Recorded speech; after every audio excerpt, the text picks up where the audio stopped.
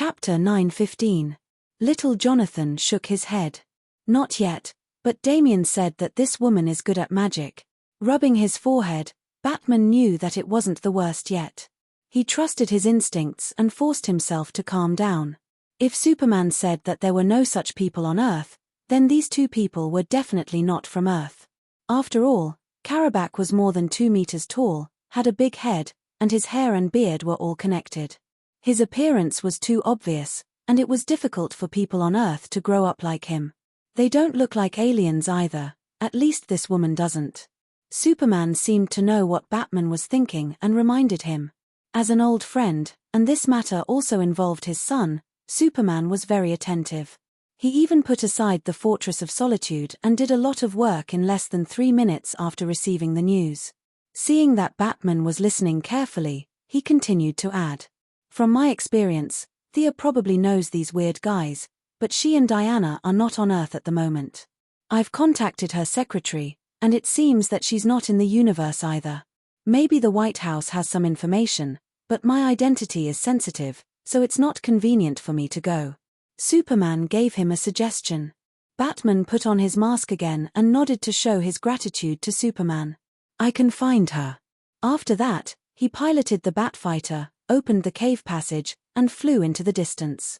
Entering the main hall, he teleported to the New World School of Magic. Malcolm was drinking tea with Madame Shangju. Astrology and divination were two subjects that were rarely studied in this era, and their worldviews did not match.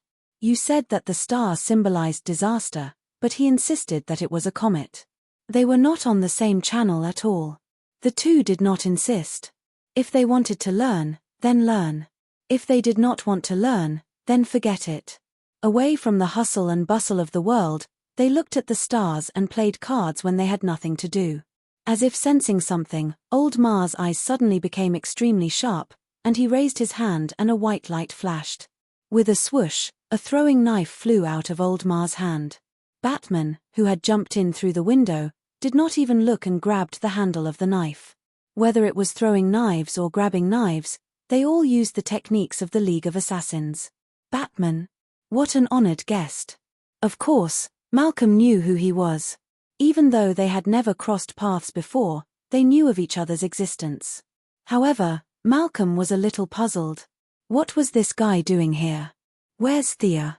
I have something urgent to talk to her about, Batman said stiffly. Thea? The daughter of the president.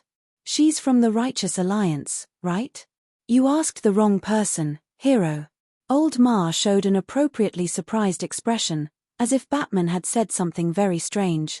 Batman was silent for a moment. I know about your relationship with her. I've investigated a lot of things. Malcolm put on a fake smile. What a coincidence. I've also investigated a lot of things. I know your true identity. The two of them were at loggerheads with each other. Both of them had been disheartened by the death of their loved ones. They had similar life experiences and were both trained in the Union of Assassins. However, their lives after that were completely different. At this moment, before they could even finish speaking, a fight was about to break out. Fortunately, Madame Shangju was more rational. Perhaps she had expected this, or perhaps she had divined it. She asked calmly, Batman, why are you looking for Thea? I'm asking about their whereabouts. I'll say it again. I don't know any Thea. You've got the wrong person. She's your daughter. I don't believe that you don't have a way to contact her, Batman said coldly. Malcolm's voice was even colder. Mr. Wayne, you've crossed the line. Madame Shangju, who had always been quiet and good-tempered, covered her face. Were these two born to be at odds with each other? Why were they so angry? She hurriedly stepped in to smooth things over. Only then did the two men stop. Batman was usually not so impatient, but today, he was so worried about his son that he was about to explode. Deep down, old Ma was still the evil big boss. He felt uncomfortable all over when he thought of the ninja master's expectations of Batman. It was already a show of restraint that the two did not take out their swords to fight. Knowing that Batman was looking for his son, Madame Shangju also tried to persuade him. Malcolm finally snorted, took out a water basin, filled it with water, and began to recite the spell over and over again. It was extremely difficult to connect the earth to the underworld. Madame Shangju was not good at magic, but she was still much better than old Ma. The two of them worked together to increase the output of their magic, but the channel still did not open. In desperation, they could only call Constantine, Midnight, Zatanna, and Mr. E over. The six of them worked together as if they were summoning a big boss. Finally, they opened a channel to the underworld. You opened such a big channel to find me? Heh. Why is Batman here too? Thea was very puzzled. She had only left the channel for old Ma to transmit her voice in an emergency. Who knew that these people would forcibly expand it, and the original phone channel would be expanded to a video connection? What was the other side? It was gloomy and cold. Constantine had been to heaven and hell, but he had never been to the underworld. Out of curiosity, he wanted to take a closer look at the environment on the other side. Batman pushed Constantine to the side, brought up the image, pointed at Caliban and Circe, and asked, "Do you know these two?" Thea was a little stunned. She looked at the image and said, "I do. The man is Caliban. I have not seen the woman before, but Diana has seen her before. Judging from her outfit, she should be Circe." Batman heaved a sigh of relief. It was much easier to find them with a name. He quickly asked, "Where are they?" Thea answered truthfully, "Caliban is on the Apocalypse Star. He is the eldest son of Darkseid. As for Circe, wait a moment, I will ask." The population of the underworld was now under the control of the two-faced man. As a former district attorney and later a gang leader, he was able to do well in both the underworld and the underworld. This guy was very good at organizing and coordinating. He was good at getting things done, but weak at fighting. Harvey Dante was now equivalent to the Secretary General of the underworld. Thea wanted to call the two-faced man over for questioning, but she remembered that Batman knew him. It would be very troublesome to explain why this person was on her side, so she quickly changed her mind. In less than 3 seconds, she reappeared. "Circe is on the Apocalypse Star now. What happened?" Batman pursed his lips and did not speak. Old Ma pretended not to know and drank his tea. Madame Shangju was kind enough to tell them everything. Damien's disappearance. You suspect that the Apocalypse Star is behind it. Thea thought that her butterfly wings were big enough that some things would not happen again. She did not expect this to happen. Then, the next step would be Batman killing his way to the Apocalypse Star. As expected, Batman rejected her help and said that he would find his son. "I really can't leave now. Hell is attacking me. It's not appropriate for my clone to appear on the Apocalypse Star. My grudge with them runs too deep." Chapter 9:16. Sia didn't refuse. The trade with the underworld had touched the nerves of some of the great demons of hell. The 3 stupid sons of the 3 palace demons were now attacking the underworld with a bunch of demons. She wasn't afraid of these 3 idiots, but she didn't want to fight with the 3 palace demons over such a small matter. Putting aside whether she could defeat them or not, the most important thing was that it was meaningless. As long as hell existed, demons would never die. They recovered much faster than gods, and they would be as good as new after 18 years. She had to control the scale of the war and show hell's might. She had to control the balance. As for accompanying Batman to Apocalypse Star, that was a joke. That wasn't saving people, but provoking them. Hell wasn't strong enough to fight on 2 fronts, not to mention that Damien wasn't dead yet. Even if he was dead, Hell was a direct subordinate organization. With Sia opening the back door, they could revive him. How big a deal was that? However, there was no need to tell Batman this. As the goddess of death, she absolutely couldn't appear on the Revelation Star right now. If she appeared, a mega battle would immediately follow. If the Heavenly Father, 3 imperial palaces, and demons were dragged into the battlefield, many of the multiverse would be rebooted ahead of time. Therefore, she could only let Lord Bat go alone. There was another advantage to Batman going now. The gods on Apocalypse Star were either dead or injured. None of them were in good condition. He could go to Apocalypse Star and save his son, earn some achievements, and then run away. In theory, there was room for maneuver. As a reserve member ranked within the top 50, She could already use a small part of the second sister of Death's power. Thea reached out and drew an Ankh amulet. It couldn't be compared to the original, but its effect was similar. After thinking for a while, she took out a dagger. This was a divine weapon that Anubis had specially made for Darkseid. Horus's left eye. When Horus was young, he had given his left eye to Osiris, which later fell into Anubis' hands. In order to take revenge on Darkseid, the current god of death had used Osiris' teeth, Horus's left eye, and his own finger bone to create this divine weapon. It contained the blood feud between the Egyptian gods and Darkseid. Thea had a feeling that Batman would have a chance to stab Darkseid in the back. If Fatty Blue were to launch another expedition against the Egyptian gods for revenge, it would definitely help her consolidate the underworld. They might not be able to take the initiative to attack, but Hel wasn't afraid of any other power in a defensive battle. He threw the teleportation talisman and the dagger to Batman through the passage between the two worlds. Perhaps the Apocalypse Star will close the Mother Box's authority at the end. You and Damien can use this to teleport back to Earth. The dagger only has one chance. Seize the opportunity and find Damien. She spoke the last two sentences very seriously. Then, she told him the coordinates of the Mother Box of the Apocalypse Star before closing the passage. The few magicians automatically looked at the dagger. This blood-red divine weapon was surrounded by a murderous aura, which contained endless hatred. Batman didn't waste time talking nonsense with these magicians. Zatanna offered to help, but he refused. When he returned to the Batcave, he found that the members of the Bat family had been waiting for him for a while. He knew that it was the old butler Foo's idea. Not only Nightwing Dick, Red Robin Tim, Batgirl Barbara, and even the second-generation Robin Jason were called back. "How's Damien? Any clues?" Nightwing was the first to speak. When Batman told them the details, the four immediately said that they were willing to accompany him no matter how dangerous the situation ahead was. He refused without even thinking about it. "Bruce, you're too stubborn. What do you think we are? You hide all your problems in your heart. Can your heart hold so many secrets?" Barbara's words were tactful.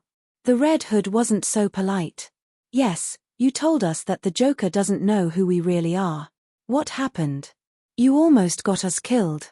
You almost got all of us killed. Everyone who trusted you." Batman was silent for a long time. "I trust you." The Red Hood snorted in disdain. "I trust you. No matter how you look at me, you can't change that. But I don't trust myself." Batman took off his hood and continued. His face was no longer young. Years of not being exposed to the sun made his face look a little pale. No matter how good his diet was or how hard he worked, time had left its mark on his face. He was no longer young. "I trust you. I poured all my effort into this identity of Batman. You can continue my duties. That's the greatest affirmation for me." Nightwing deliberated for a long time before speaking slowly. "Why don't you ask the Justice League for help? If they help, saving Damien will be easier." Batman shook his head firmly. "This is my business. It has nothing to do with justice or the safety of Earth. This is the duty of a father. I won't let any hero of Earth die on Apocalypse." Their expressions changed. They immediately guessed what Batman was going to say. "That's why I won't let you go either. Your duty is to protect Earth and Gotham, not to accompany an old man to save someone." Nightwing erupted like a volcano.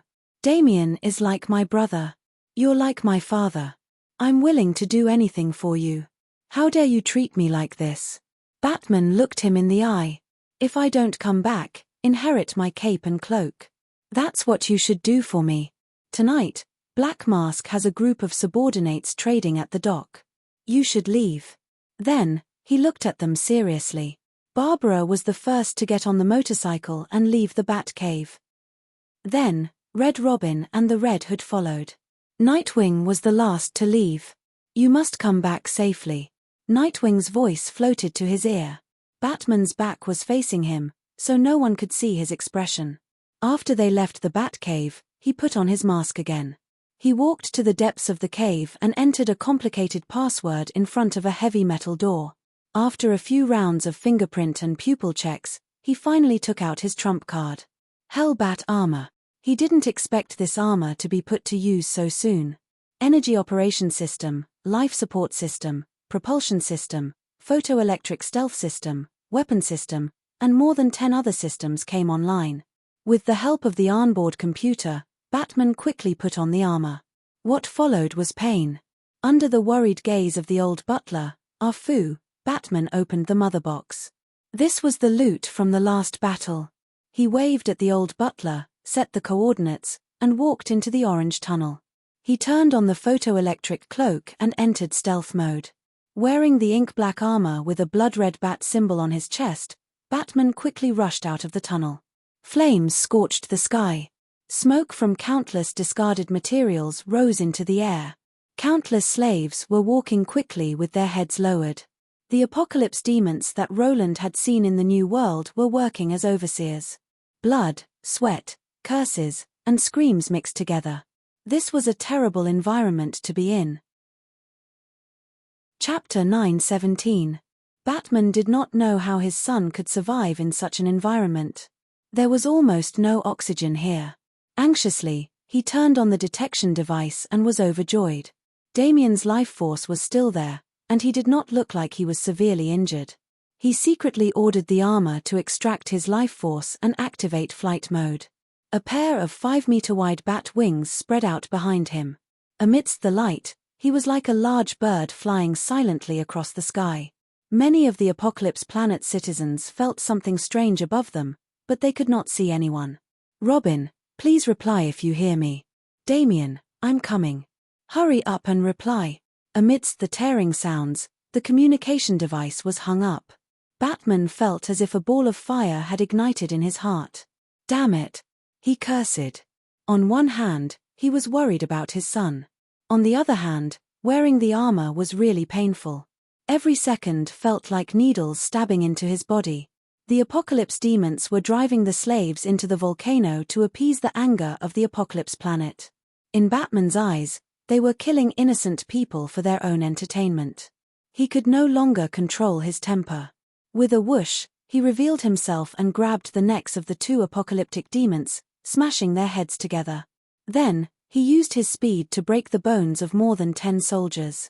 He adhered to the principle of not killing. Even if it was the Apocalypse demon, he would not kill them. However, this did not mean that he would allow them to continue doing evil.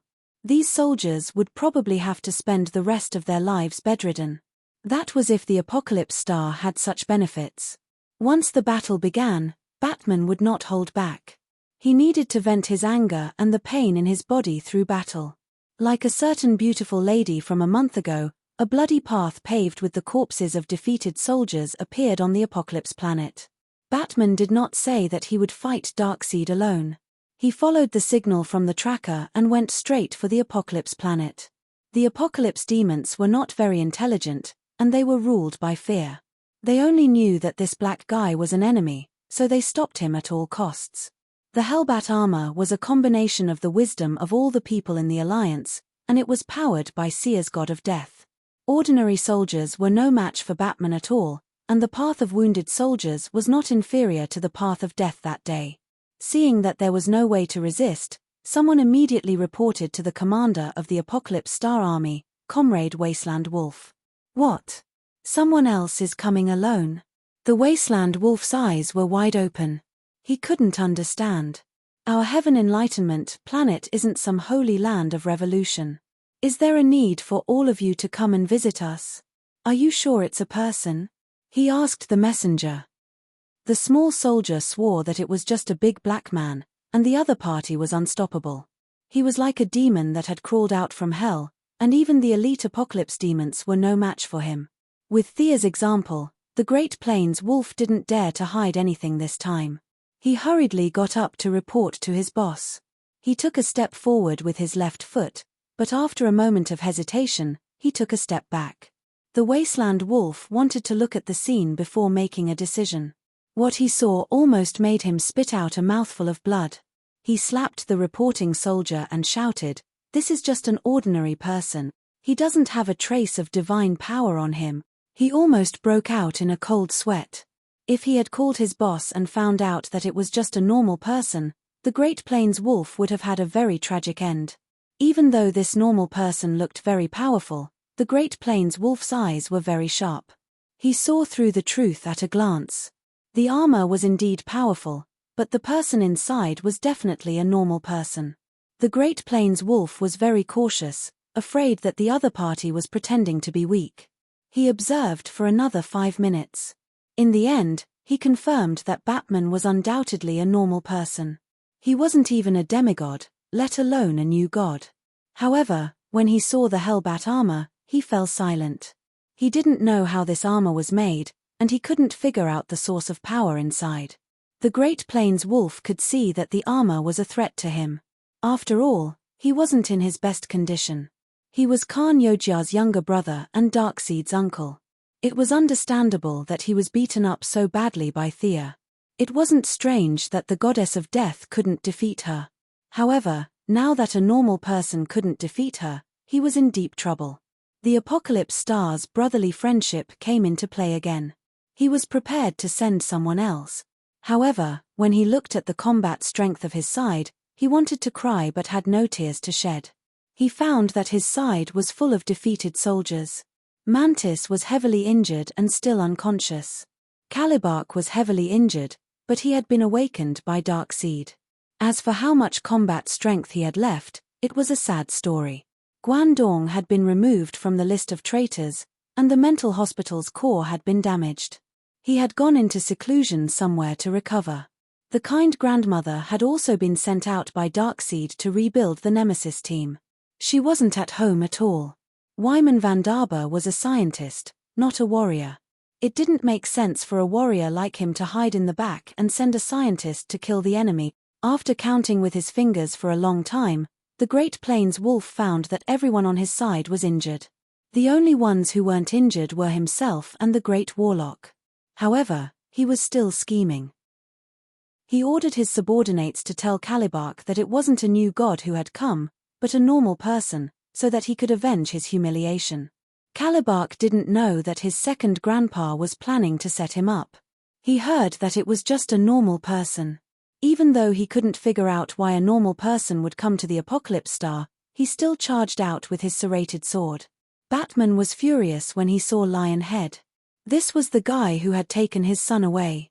It was true that anger rose from the heart and evil grew from the side of one's guts. Without saying a word, he rushed up and punched the criminal in the head, knocking him down and then forcing him to tell him the information he wanted. This was a common tactic Batman had used in Gotham for 20 years, and he still did it today. He never expected that Calibark, who looked powerful and invincible, was actually just an embroidered pillow. After being rescued by Darkseid, he only had a sliver of health left. After being brutally tortured throughout the universe, he had recovered some divine power, but it was still far from his peak. Circe had some tricks up her sleeves. She had captured the god of strength, Hercules, and killed an old god, allowing Calibark's divine power to recover faster. Unfortunately, the god of strength wasn't just for show. He took advantage of the gap and escaped with serious injuries. Calibark pieced together his divine power and barely recovered more than 10%, less than 20%. Facing Batman's all-out attack with the Hellbat armor, he didn't have time to think. He used the attack he was most familiar with, which was to meet force with force. With a loud boom, sand and stones flew everywhere, and the shockwave blew away countless soldiers. Batman was speechless. This guy with lion head was sent flying more than 10 meters. He spat out blood as he lay on the ground, his whole body twitching. It was visible to the naked eye that his skin and bones were trembling. His bones and blood vessels were ruptured, and it looked like he was about to die. Chapter 9:18. It was too strange that Calibark was heavily injured. How could a paranoid person like Batman believe it? He grabbed a soldier, curled him into a ball, and threw him at Calibark. Phut, like a small fountain, Lionhead vomited another mouthful of blood.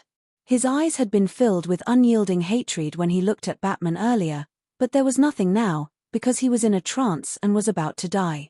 Am I that powerful?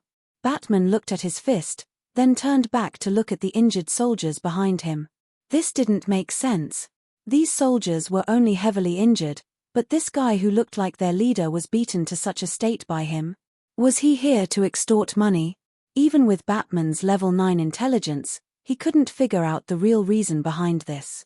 He didn't know that his armor was powered by the god of death, and that Embark still had a large amount of the god of death in his body. Darkseid's father-son relationship wasn't enough to help him neutralize the god of death's power. Now that the god of death was working together, Batman's punch directly triggered his old injury. Embark might have been able to withstand it if he was in perfect condition, but now he could only lie on the ground and wait for treatment. Batman wanted to interrogate him about his son's whereabouts, but he could only give up when he saw Embark's state. He was afraid that he would kill him with another punch. Fortunately, the tracker was still there. Saving Damian was the most important thing. He didn't dwell on it and continued flying forward. Behind him, the desolate wolf's head was filled with question marks. Embark had lost too quickly. You should at least exchange a few moves. Even the desolate wolf, who had a good temper, wanted to strangle him to death. What a shame. He was also his relative, but he was beaten down by an ordinary person like a punching bag. Even he felt embarrassed. He had no choice but to fight personally. Wasteland Wolf. Batman defeated the pursuers with a few punches and looked at the hatchet-wielding man. Needless to say, he knew him. Who are you? You have a faint aura of death on you. The Wasteland Wolf was right. He was very familiar with the god of death. He couldn't see it through the screen, but he couldn't be wrong. Unfortunately, Batman misunderstood. He said with a gloomy face, "That's your death." The Wasteland Wolf didn't waste any more words and swung his hatchet. Without the armor, it would be extremely difficult for Batman to hide. Unfortunately, the fierce attacks of the Great Plains Wolf seemed to be in slow motion in Batman's eyes. The power of Godspeed was running rapidly inside the armor. Although he couldn't run at that kind of speed, with the help of various technological products, Batman's current reaction speed wasn't much worse than that of an extreme speed. Seeing the momentum of the axe, he grabbed the handle of the axe and sent a flying kick towards the Wasteland Wolf's jaw. Hey! The Wasteland Wolf tilted its head and dodged the attack, as if it was shocked by the enemy's quick reaction. At the same time, it took out a newly forged greatsword and slashed at Batman's arm. This attack was fast and ruthless, and extremely tricky. Even if he was not in his best condition, he was still the Wasteland Wolf that had ambushed Earth's second Wonder Woman. Batman could only let go of his sword and retreat. At the same time, he threw out 3 bat darts. The bat darts seemed to have a life of their own. They broke down and regrouped in the air, quickly turning from 3 to 300 to 3,000 until they filled the entire sky. They were densely packed like a group of black bats as they flew about in all directions. All sorts of random movements covered the Great Plains Wolf's line of sight. They were accompanied by strange sound waves, attempting to confuse his judgment. Camouflage. With his rich battle experience, the Great Plains Wolf instantly understood his opponent's intentions, or perhaps he thought he understood. He put away the long sword and swung the axe with all his might. Like a hurricane, it swept through the swarm of bats. Among them were the truly lethal bat darts, and there were also shadows cast by optical technology. There were even some green lights, but the surroundings were pitch black. All sorts of lights and shadows crisscrossed, and the little bit of green was not obvious in the dazzling scene. You dare to use such little tricks? I. Before the Great Plains Wolf could finish speaking, he saw Batman suddenly appear on his left side. When did he move to his side? The Great Plains Wolf was using long weapons, and it was a little difficult for him to fight in close quarters. Just as he swung the axe halfway, he saw Batman raise his left arm. The blades on his arm were forged by Superman on a star. They were as strong and sharp as any metal in the world. The 3 blades pierced into the Great Plains Wolf's left rib. Batman knew that the new god had the healing characteristic of divine power, so he did not pull the blades out immediately after they entered his body. Instead, he stirred them, and then with a sudden burst of speed, he used the momentum of his forward charge to cut a huge wound under the Great Plains Wolf's rib. Golden blood flowed out instantly, and the Great Plains Wolf hurriedly used his divine power to heal his body. Unfortunately, half of his body slowly went numb. Not only did his divine power not heal his body, but it also clashed with the appendages on the blades, causing more damage to the wound. The Great Plains wolf was familiar with this divine power. Was this not divine power of the soul? And it was not just divine power of the soul. There was something else mixed in as well. It seemed to be similar to Darkseid's attributes. It was a pity that they had no intention of communicating. Otherwise, Batman would have told him that this was the nameless thing extracted from the area where Thea and Darkseid fought.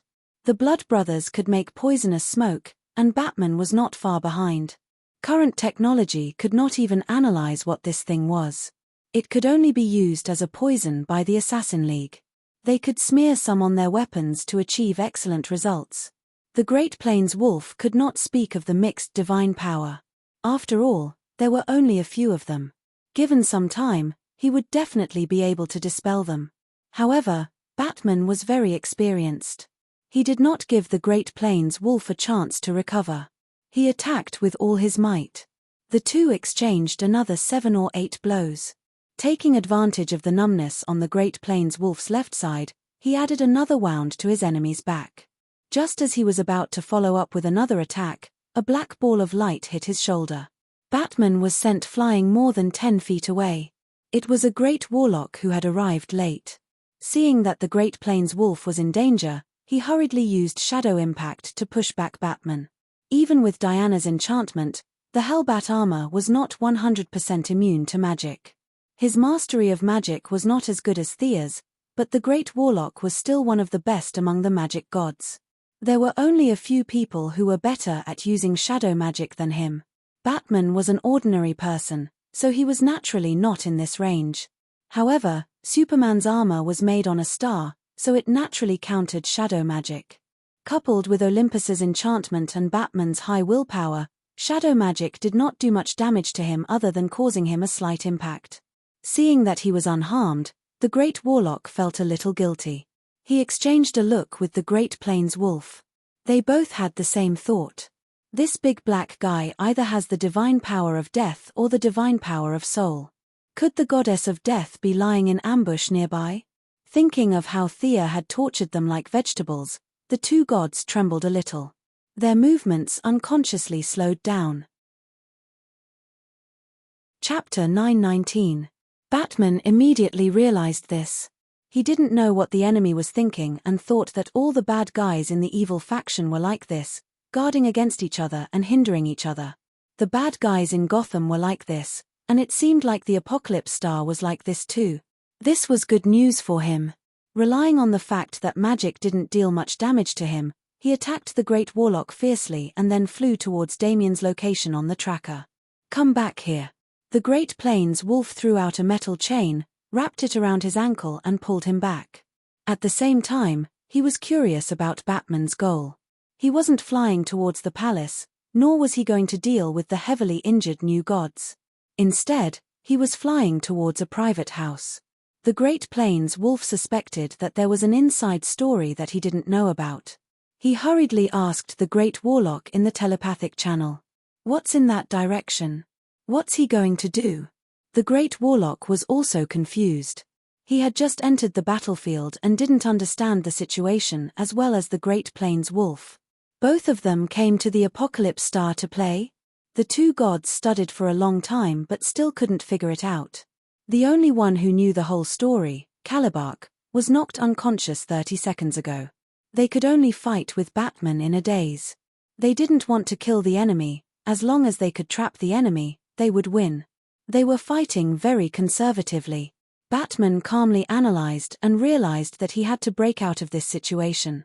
Otherwise, he would be chased and beaten up, and it would be useless even if he found Damien. The Great Plains wolf had accumulated hundreds of millions of years of battle experience and could be considered extraordinary. Although he was beaten like a dog by Thea, that was because of the difference in attributes. At the same level, it wasn't an exaggeration to say that the Great Plains wolf was invincible.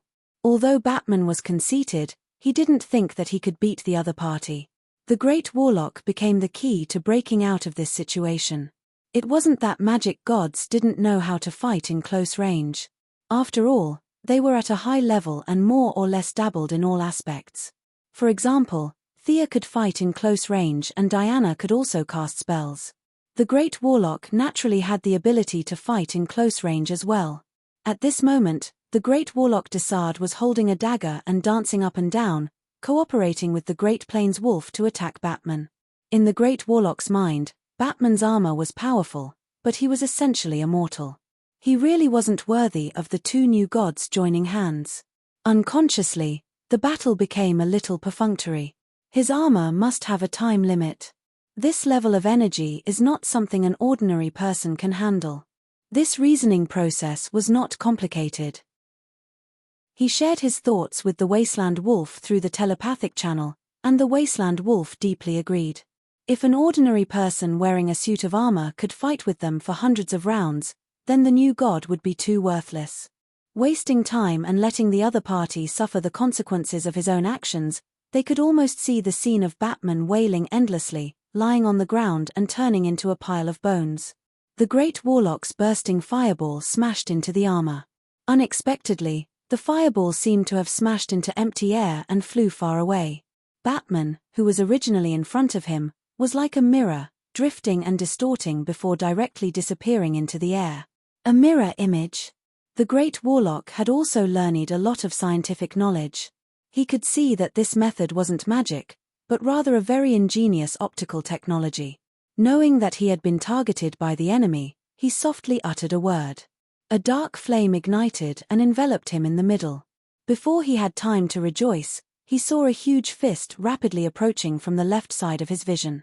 The Great Warlock had fought with the Martian Hunter in the New World, and Batman had seen the video of their battle dozens of times. There was definitely no secret to dealing with a magic-type god. However, Batman only slept for an hour every day, so he managed to figure out a trick. From an apprentice who knew some tricks to a wizard, a great wizard, and even a wizard god like Thea. Batman used a supercomputer to simulate their battle scenes and made various deductions and calculations. He didn't understand anything about magic casting and spell modeling, but that didn't stop him from observing from the side. Every wizard had a fixed rhythm. Once it was disrupted, they needed time to readjust. As for the rhythm of the Great Warlock, Batman analyzed it the most. For this, Batman had made several preparations. Seeing that the Great Warlock had taken the bait, he ignored the flame and punched Disrad's left face. Disarco was sent flying dizzily. Before he could regain his composure, Batman spread his wings and caught up to him with the power of speed and the power of death. He punched Disarco's open abdomen again. Punching left and right, Batman attacked wildly. The Great Warlock tried to teleport, but was interrupted by the supersonic wave. The strong backlash and internal injuries made him spit out a mouthful of golden blood. The Great Wasteland Wolf chased after him desperately. Unfortunately, he was good at martial arts and had plenty of combat experience, but he was never good at speed. This was also the main reason why he could tolerate extreme speed on Earth too. Now that Batman's speed was no less than extreme speed, he couldn't catch up even if he used all his strength. Listening to his old friend Disrad's continuous screams, he really didn't have any good ideas. Crack. Continuous attacks. Batman felt that this guy's body structure was similar to that of a human body. He broke the Great Warlock's spine with a knee strike, then hit the back of his head twice. Seeing that the Great Warlock had fainted, he didn't even look at the Great Wasteland Wolf and flew to the other side at high speed. A round of fierce attacks knocked down an enemy, but the price was that a large part of the armor was burned. The corrosive energy was seeping into the armor every second. The armor's power was increased from 50% to 65%, and the extra part was used to resist the invasion of magic. The Great Wasteland Wolf didn't dare to underestimate this mortal anymore. This guy was ruthless, not only to his enemies, but also to himself. He ordered his subordinates to take care of the Great Warlock while he chased after him, but his speed was simply too slow. Damien. Seeing that his son was right in front of him, Batman kicked open the door. He saw two people, one big and one small, looking at him in a daze. Damien's son was holding a book and flipping through it. The woman called Circe's hands were moving, her fingers were moving, and a black line was stretched out and connected out of thin air, as if she was drawing some kind of pattern. Even if he didn't have any experience, he could see that they seemed to be carrying out some kind of teaching activity. Batman didn't think that he would be wrong about this. "You're courting death." Cersei saw a big black guy rushing in through the door. She thought that the Apocalypse Star wanted to show her who was the boss, so she threw out a shadow arrow without thinking.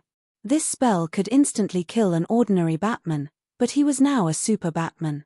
He could even withstand the Great Warlock's pain spell. Cersei's 2 moves were simply a breeze. The trajectory of the shadow arrow seemed to be in slow motion in his eyes. The armor calculated that the energy of this black fog was not as good as the spells of the Great Warlock, so he chose to disperse it with a punch. It was the first time Damien saw the power of the Hellbat armor. He didn't think that his birthday gift would be so powerful. He was stunned for a moment. Cersei saw that her spell was easily broken by Batman. She raised her eyebrows, raised her left hand, and a colorful ball was thrown out. Chapter 920. Don't, he's mine. Damien had been with Cersei for a while. He recognized that this was Cersei's signature spell, Greater Transfiguration. Cersei's spell was extremely overbearing. Similar to Diana's Lasso of Truth, it was related to the rules. To resist the spell, one had to be at a higher level than her, like the new gods. Or even women. Damien proved with his actions that boys could do the same. However, there was no doubt that men could be transfigured by spells. Batman's son was already old enough, so he was naturally a man. He was also an ordinary man. Logically speaking, there was a 100% chance that he would be affected. However, something that shocked Cersei happened. The spell that she was so proud of disappeared.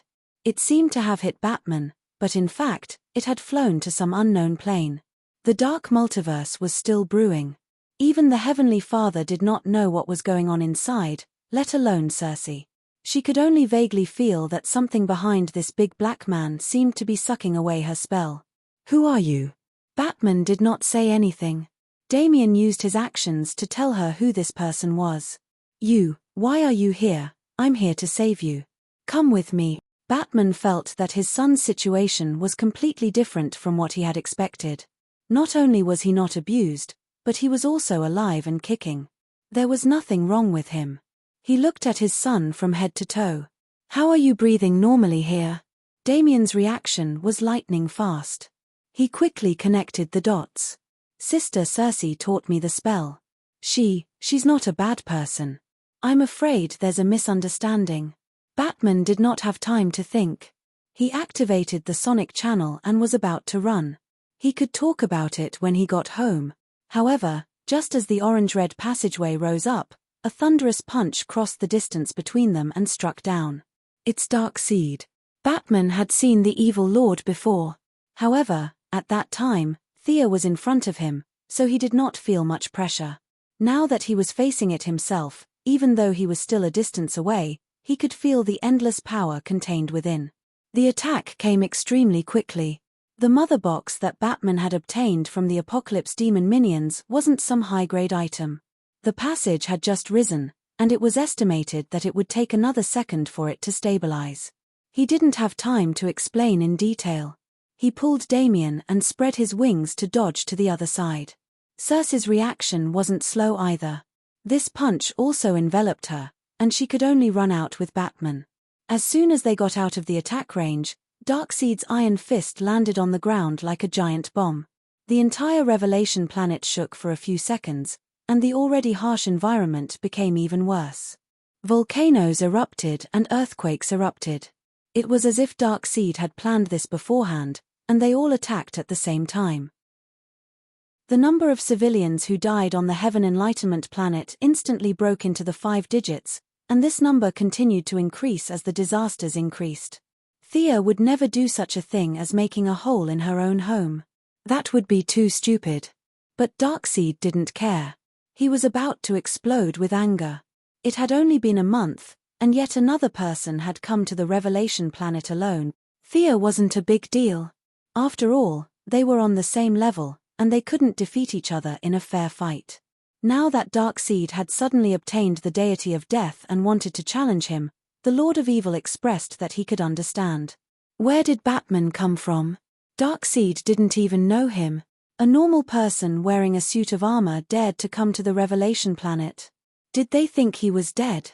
Batman ignored him, and so did Damian and the other children. Darkseid automatically looked at Cersei. Hey! This woman looks quite strong. Her actual combat ability is similar to Calibarker's, but that's not what you're relying on to kill your way to the Revelation planet. Cersei almost vomited blood when she saw Darkseid glaring at her with his fiery eyes. She really wanted to say, "Boss, I'm not your enemy. I'm here to join you. I didn't even see this big black guy 2 seconds ago. Where's Calibark? Isn't that your son? He brought me here. You can ask him." Cersei did not know that Calibark had fainted once again. At this point, no one on the Apocalypse Star could prove her true identity. She wanted to explain, but when she saw Darkseid's gaze, she gave up. She knew that if she tried to explain, Darkseid would not hesitate to hit her. A leader wouldn't admit that they were wrong, and Darkseid's temper was even worse. Even if he trusted her, there was a 99% chance that he would beat Cersei to a pulp.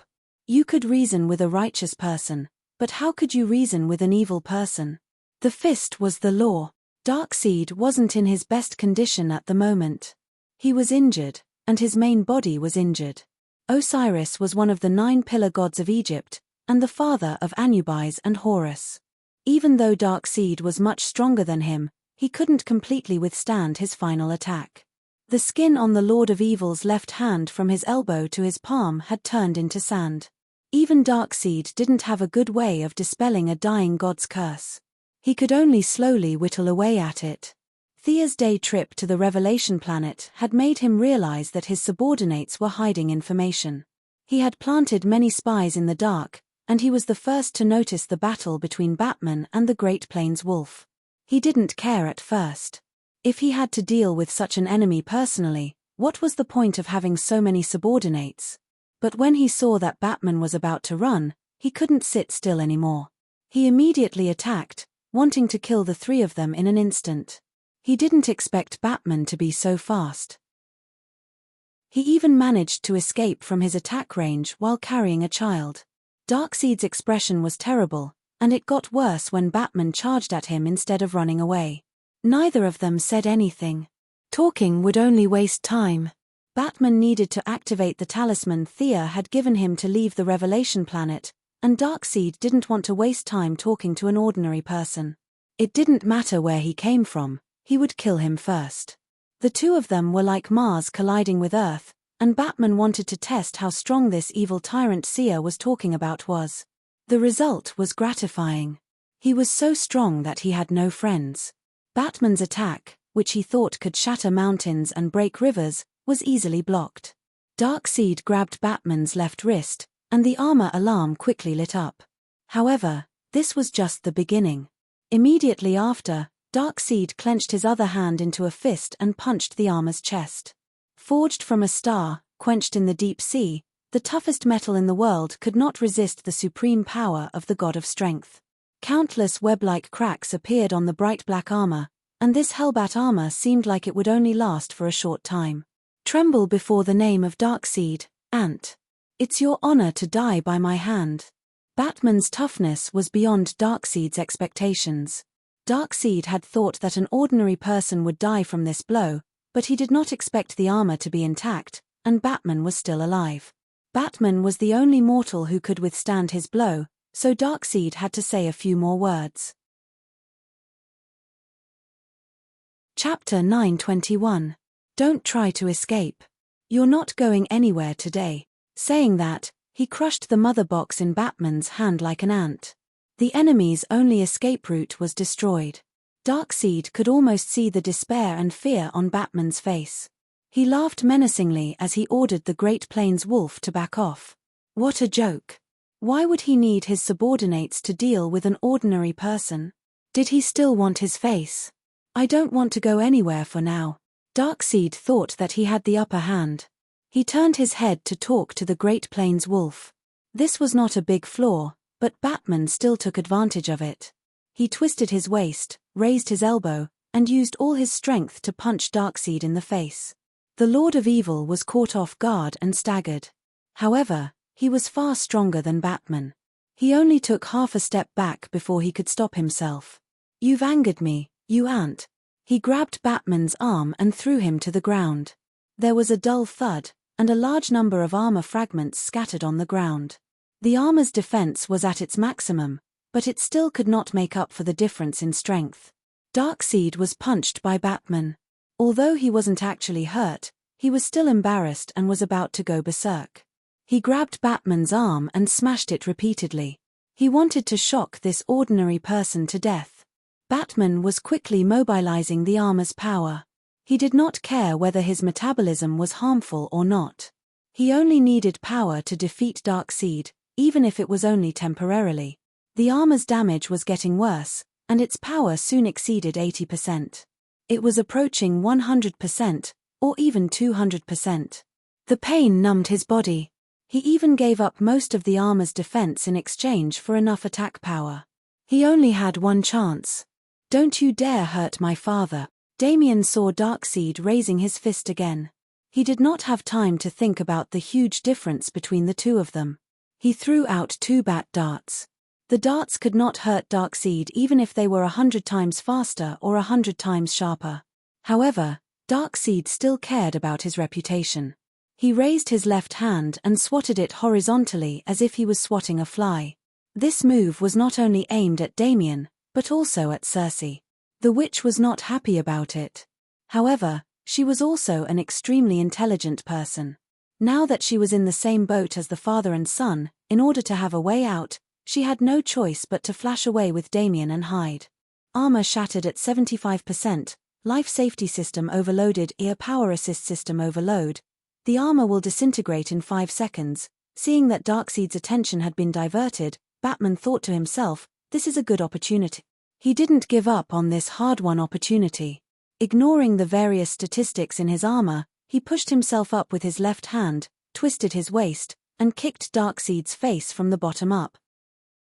Darkseid's heavy body was kicked off the ground, but before he could retaliate, he saw the blood-red bat mark on Batman's chest glowing with a bright red light. As the energy gathered, it posed a threat to him. The blood-red energy was comparable to the full power of the main cannon of a level 9 civilization battleship. Even Darkseid could not defend against it. The quality was not high enough, but there was enough of it. The Hellbat armor had used a self-destructive method to squeeze out all of its energy and fire a shot at him. Darkseid was sent flying for 1,000 meters. The powerful energy wave destroyed all the buildings along the way. He lay sprawled in the middle of the street. The blood-red energy was still burning around him. From afar, he looked like a bat with its wings spread. What hit him? Darkseid felt that he was very slow. It was as if he had 2 minds. One was telling him to kill someone, and the other was dizzy. He tried for a long time, but he could not get up from the ground. He did not see that Batman had stabbed another dagger in his chest during the explosion of energy. That was the Egyptian god's revenge. It had only one effect: chaos. Even though he was a new god, he could not resist the erosion of time. The Egyptian gods, who played with sand every day, were very knowledgeable about time. He did not know how many side effects this dagger would have, but he could easily be confused for 3 days. "Why are you so strong, mortal? What's your name?" Realizing that he had lost, Darkseid asked loudly while lying on the ground. "Because I'm Batman." Batman was in a terrible state, but he still shouted this sentence. His voice came out of his facial armor, and it was very distorted. After 2 seconds of attack, the Hellbat armor was on the verge of collapse. Everything below the mask was exposed, and the armor on his chest and arms were falling off. His breathing device was completely destroyed. He could barely open his wings. He forced the Great Plains wolf to retreat with a fierce glare. Batman spent another second to find Damian. He then crushed the talisman, turned into a white light, and teleported back to Earth. Cersei was dumbfounded when she saw Darkseid being defeated. Even if Kalibak was here to testify for her, she did not dare to stay on Apocalypse Planet. She could imagine Darkseid's revenge. It was now or never. She had to run. At the critical moment, she grabbed Damian's arm, and the three of them disappeared from Apocalypse Planet. War. As soon as they returned to Earth, Batman spat out a mouthful of blood before he could even see where he was. His armor had completely disintegrated. Even with the dark multiverse helping him take some of the damage, Batman was still heavily injured and on the verge of death. Thankfully, Damian had healing gems on him. He picked the one with the highest quality and the strongest spell and applied it on his father's body. Streams of gentle blue light swirled around Batman's body, repairing it and removing the dead cells. The treatment lasted for 3 minutes. Damian kept a close eye on Circe. It was hard to tell what was in a person's heart. Who knew if she would suddenly attack someone? "You've killed me." Circe gritted her teeth and said to Damian angrily. She was overwhelmed with helplessness. She did not know what expression to make. She had betrayed Hercules in Greece. It seemed like she could not go back. Apocalypse Planet. Apocalypse Planet was an even more tragic story. Due to a freak combination of factors, the new god's reputation had turned into hatred. The world was so big that Circe did not know where she could go. She was a powerful sorcerer with earth-shattering magic power, but now she had nowhere to go. She was speechless. "You're Circe?" Thea naturally sensed that Batman had used a teleportation talisman. She followed the traces of the teleportation and returned to Earth. Looking at this goddess who was not inferior to Darkseid, Circe felt bitter. She lowered her head and bowed. "Your Majesty, why did you leave Hell?" Thea was really puzzled. She had forcefully entered the underworld. Not only did they not eat to welcome the Imperial Army, but they also ran away. If it weren't for the two-faced man's investigation, she wouldn't have known that there were deserters. Now that she saw them, she had to ask them clearly.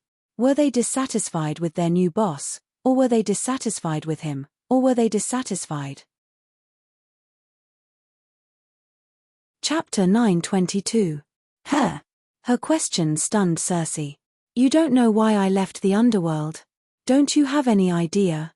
I offended your wife and you don't want to take revenge on me?" Circe's mind was in a mess. She suddenly realized that she had made things too complicated. I was bewitched by Embark. She was trying to salvage some of her losses. Unfortunately, she could not hide her thoughts from Thea. Thea laughed out loud. "Embark. That guy is a famous fool in the new god tribe. How could he bewitch you? All right, stop acting. I won't pursue your offense, but you can't return to the underworld for 100 years. Stay on Earth. Go down." She waved her hand and forcefully teleported Circe away. Circe was definitely capable. With her powerful magic, her combat power was not inferior to the new gods.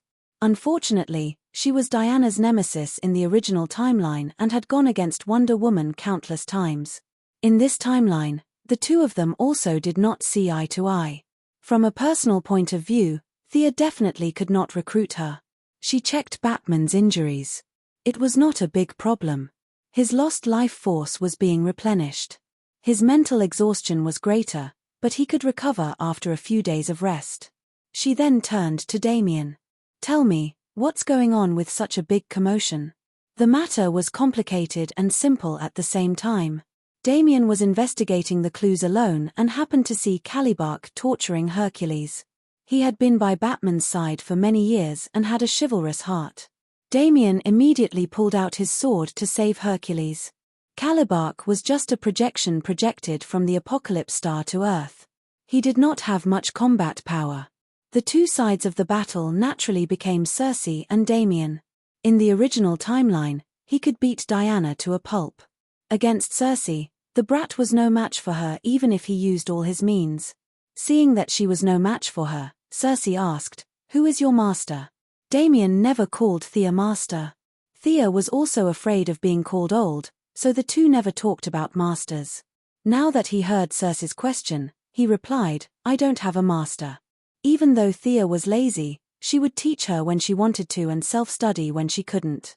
Damian was smart and hardworking, and with some guidance from Raven, Damian had a deep understanding of magic, even though he had learned a lot of different things. After exchanging a few blows, Circe was shocked. Damian's foundation was too good. After knowing that he didn't have a master, Circe thought that he had groped his way to where he was today. Circe's transformation magic was indeed unique. Damien was half forced and half willingly dragged to planet Revelation. The two of them had just started teaching each other when Batman came knocking on their door. Thea knew the rest of the story. Eldest Miss didn't comment on this. This was the story of Guoxiong and Jinluan for Wang from another world. Alright, that woman isn't a bad person. If you want to learn it, then learn it. Her transformation technique is indeed not bad. Thea didn't have any prejudice against sects. She could live for hundreds of millions of years, and she didn't expect Damien to pass on his legacy. There were still a lot of things waiting to be dealt with in hell. A month passed quickly, and Batman recovered. Damien once suggested that he rebuild the Hellbat armor, but he rejected it. That power is too deadly. You shouldn't get involved. He was afraid that his son would go on a path of no return for power, so he repeatedly advised Damien to give up on the idea. Damien even specifically asked for Thea's opinion. Eldest Miss nodded and fooled the naughty child. Batman's words could only fool children. If he didn't secretly make another set for himself, he wouldn't be worthy of being called Batman. The affairs of hell came to an end. Under the influence of Guangdong's secret assassination and a large number of rumors, the three stupid sons of the three palace demons fought among themselves in the middle of the war. Hell launched an all-out attack and drove away the Hell army. Peace was restored between the two worlds. With her huge reputation, an official army was finally established. There were 200,000 Death Knights, 9,000 Liches, and more than 500 Dracolich. These were all elites. The number of Soul Walkers and Banshees was rapidly increasing. As for the low-level undead warriors, they couldn't be counted at all. The military force of Hell that belonged directly to her finally had some scale. Thea was finally able to find her way forward after she was done with the trivial matters. In order to turn the two-dimensional world into a three-dimensional world, she recruited Lady Styx to Hell. Dragging a long-lived species to Hell was like hanging herself. This native alien was scared out of her wits. It was as if there were countless murderous intents in Hell that wanted to kill her at every moment. Unfortunately, she couldn't leave yet. According to Thea's words, Lady Styx could only continue to improve her spiritual power after experiencing the stimulation that went deep into her bones here. Since you didn't feel anything in the arena and weren't willing to face life and death, you might as well come to the land of the dead. I don't believe that you won't improve. Thea locked Lady Styx in a small black room for 3 days. The effect of this cruel treatment was outstanding. The pair of small eyes between Lady Styx's eyebrows finally grew to a normal size. Following that, her spiritual power skyrocketed. 4 pitch-black eyes stared straight at Thea, as if trying to measure the difference between the two of them. You don't look too good. Seeing that this fellow's power was about to explode, Thea used her spiritual power that was 10 times stronger than hers to suppress it. After giving her a heads-up, she gestured for her to continue communicating with the two-dimensional world. Lady Styx's face was pale. The backlash from her spiritual power wasn't too great, but the psychological pressure was too great. She had already reached the limit of her species. Even so, she was still powerless against Thea, this she-devil. She didn't want to betray her. She just wanted to fight for some equal status. She didn't expect the difference in power to be so great. Her heart turned cold. Since she couldn't resist, she might as well do her job. However, Lady Styx didn't like the aura of Hell. She hesitated and asked, "Your Majesty, your territory is good, but it doesn't seem to be alive. Why don't we go back and experiment?" Thea said with a half-smile, "Do you know where this is?" "No." Lady Styx immediately shook her head. "Do you know why I'm trying to give birth to life here?" "No." Lady Styx shook her head with a bitter smile. Thea sighed. "It's not that I don't want to explain it to you. It's just that in here," she was also scratching her head, "the two-dimensional world couldn't give birth to life for a long time. It would greatly affect their future path. Without the experience of others to refer to, she could only try all kinds of methods. She couldn't explain to an alien like Lady Styx about the old yin giving birth to the young yang, the search for life in the midst of death, and the Tai Chi theory. Besides, she didn't know if she was right. She was just feeling her way around. If she said something wrong, it would greatly affect her reputation. Chapter 923. She could only put on an expression as if there was a lot involved and she couldn't say too much. Ms. Styx didn't care whether there was an inside story or not. When she knew that this was the underworld, all the living had to come here, and the boss she was half forced to recognize was the master of the underworld, her joy instantly overwhelmed her fear. In other words, as long as she didn't court death, her future would be very secure. She wasn't immortal. She had a lifespan of tens or hundreds of years. When her lifespan came to an end, it would be useless even if the underworld opened a back door. She, Ms. Styx, was a long-lived species. In theory, she could live for hundreds of millions of years. In order to live longer, she bowed her head. This time, she bowed willingly and swore to never betray the underworld. Thea didn't take these vows seriously. After that, she asked her to continue to communicate with the two-dimensional world. She must create something out of nothing and create a life. Your Majesty. There seems to be a reaction. In order to prove her worth, Ms. Styx really used all her strength. Her 4 eyes allowed her spiritual power to cross the boundaries of time and space. Relying on her powerful earth ability, she forcefully squeezed out a small gap in the world that was as stiff as stone. Lead my spiritual power in. Before, the two-dimensional world was a pool of stagnant water. Thea's spiritual power was 100 times stronger than before. Now, relying on Ms. Styx's ability, she finally opened a gap. As the vanguard and part-time guide, Ms. Styx spent a lot of effort to lead Thea into the two-dimensional world. It was crowded and narrow. Even if it was just a trace of Thea's spiritual power, it was like a living person running into concrete. She couldn't turn over, raise her head, or lower her head. She couldn't do anything. The world was rejecting her as an outsider. This feeling was like passing through a group of whalebones. Even breathing became an extremely difficult thing. However, Thea was very happy. Everything was difficult at the beginning. As long as she could get in, she had a way. Very good, Ms. Styx. Thank you very much for your help. This talisman can resurrect the holder. I will ask Guandong to send you back. Thea called Ms. Styx's old friend, Guandong, and gave her a talisman. This talisman was not a teleportation talisman, but a resurrection mark. When Lady Styx and Guandong met, both of them felt a little awkward. More than a month ago, they were still fighting to the death. Now, they were reunited in the underworld. Fate was really strange. The ascension of the two-dimensional world was very important to Thea. She threw it into the untainted land, which was the foundation of her Taoism. The effect was similar to the 24 Dinghai pearls of Taoist Randeng. It had to be her own imprint from inside to outside. How could she allow outsiders to touch it? She did not care even if she was said to be getting rid of the donkey after it had outlived its usefulness. Seeing that Guandong had sent Styx away, she then turned her attention back to the two-dimensional world. If the world will in the real world was like a titan, then the world will on Earth too was like a baby at most. In the two-dimensional world, the world will was not even a single cell. Even though her divine might had been weakened thousands of times, it took her less than 10 minutes to subdue the will of the two-dimensional world.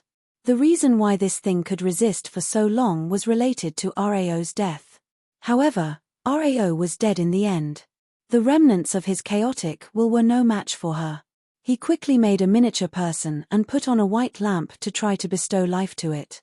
As expected, the miniature person couldn't withstand the white light at all and exploded into pieces. The first experiment was a failure. Milady was not discouraged. The human structure was too complicated. She would start with a single-cell organism. As a medical giant who had done many evil experiments that made people's hair stand on end, there were not many who could surpass her in the field of cell genetics. Thea also added a lot of Kryptonian genetic knowledge. She had considered a lot from the future development to her own suitability. After spending a lot of effort, She finally made a single-cell organism that met the requirements in several aspects. Unfortunately, the cell was more fragile.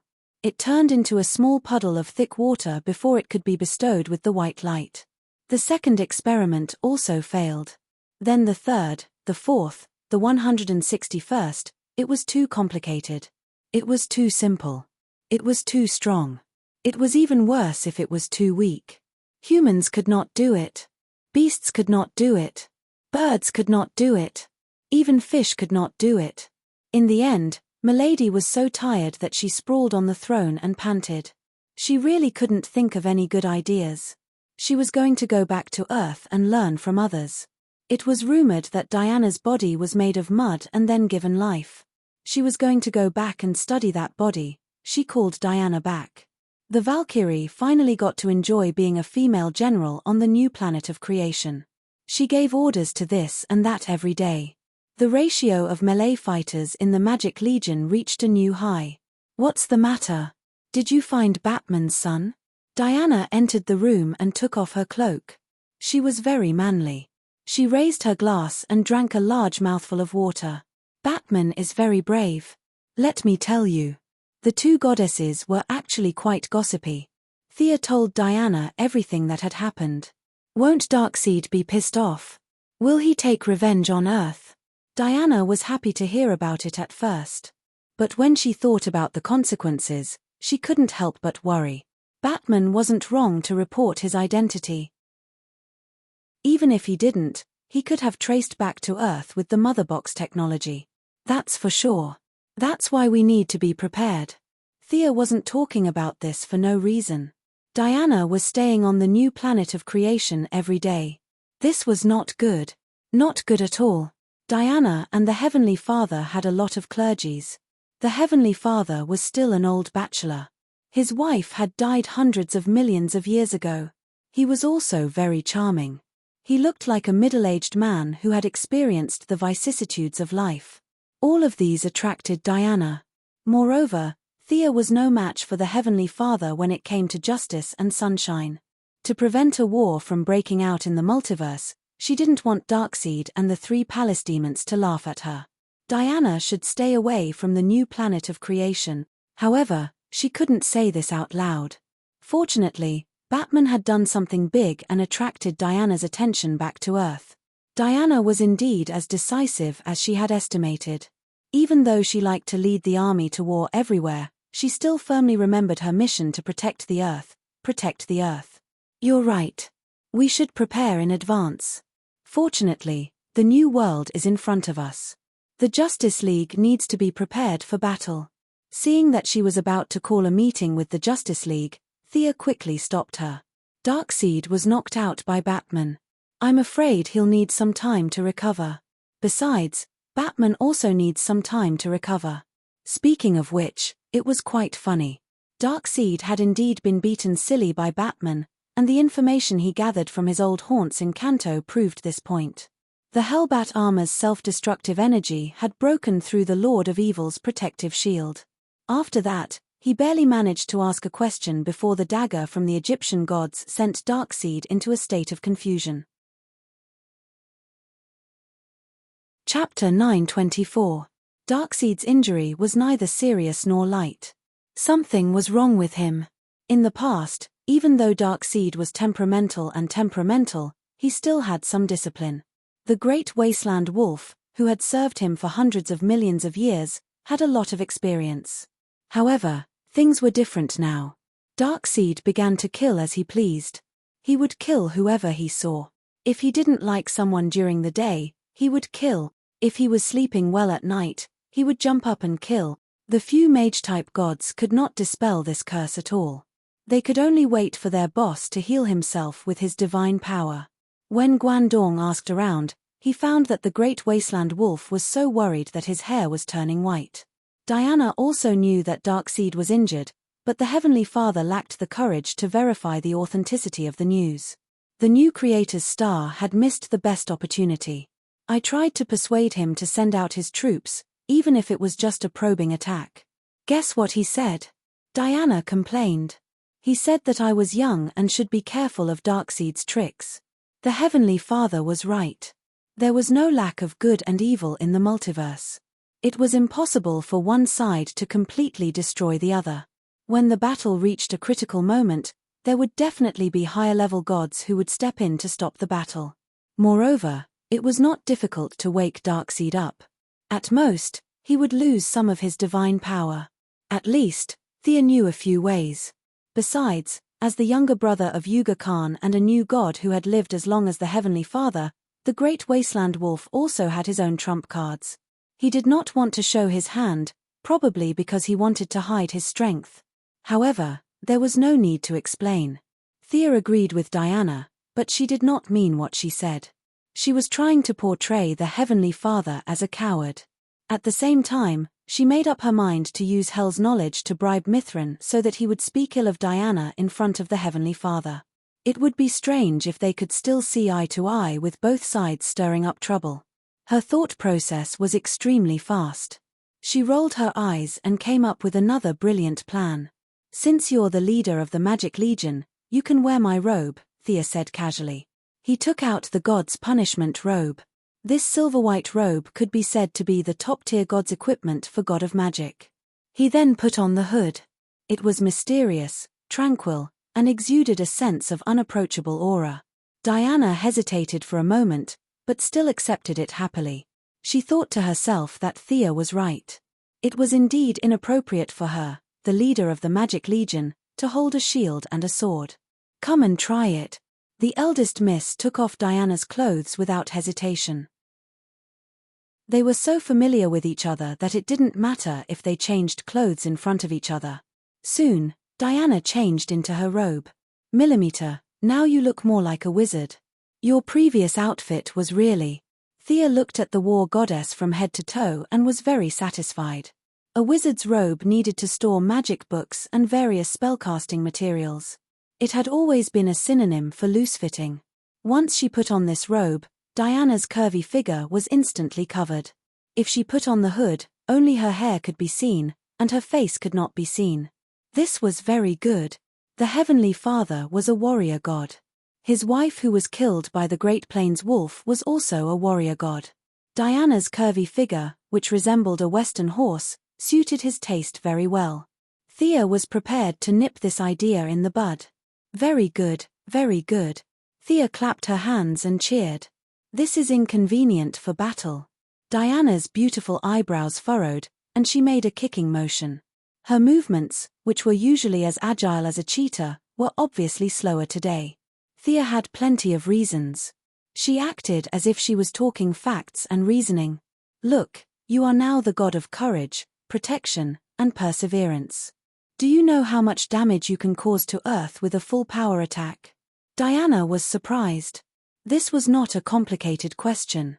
She immediately realized that her power had far exceeded the limits of what Earth could bear. Thea continued to reason. "Look at Ron Jen, the Martian hunter. He can fly as fast as 7,000 kilometers per hour in the atmosphere. Of course, he can go even faster. Unfortunately, Earth can't bear it. The same goes for Superman. Our power must be suppressed to a certain extent. Otherwise, Earth will explode without Darkseid. This robe can limit your power. Wear it properly." Thea made Diana accept the robe logically. The war goddess was a little depressed. She had been working hard for a long time, but her power had exceeded the limit. She sat on the sofa in a daze, not knowing what to do. In order to distract her, Thea sighed. "You are already much better than me. I don't even dare to do anything in the universe now. I can easily destroy half a star system." Diana narrowed her eyes and looked at her. "Little girl, you are very proud of yourself." Thea scratched her face. "Proud of myself? Why do I feel like your tone is full of praise for yourself?" Thea denied. "Of course not." Suddenly, she remembered her purpose. Damn it, didn't she ask Diana to come back and study her background? Why did she stray to this extent? She forced herself to change the topic. "How were you born? Didn't Hippolyte tell you?" Diana did not know why she asked this, but the two goddesses had asked each other more embarrassing questions. This was nothing. She thought for a while and said, Mother said that I was born with the blessing of Zeus soil, but Antiope said that I was born in a tree hole, and Angeli said that I came to this world with a flash of lightning in the temple, and that person, blah, blah, blah, blah. She gave 4 or 5 different answers. The war goddess looked at Thea from the corner of her eyes, as if she was asking her which one was the most reliable. Thea felt that the old ladies on Paradise Island were all unreliable. They must be happy to fool Diana, who was still a child. Definitely. She would use her own method to examine Thea. Diana was still wearing the wizard robe, and there were only 2 undergarments inside. Thea decided to examine her body now. The power of death was attached to her finger like a swimming fish. It was cold and smooth, and it went from Diana's lips to her neck, chest, lower abdomen, and other indescribable parts. There was life in death. Thea's power made Diana feel a bit intoxicated. The cold power accompanied with the hot body, and the examination scene was extremely erotic. The examination required attention and concentration. In short, it was very exhausting. In the end, she was also very hot. In order to make the examination result accurate, she had to take off her clothes. She had no choice, it was too hot. She unlocked 2 more positions, front, back, left, right, up, and down. It was not until the next morning that the examination result was finally out.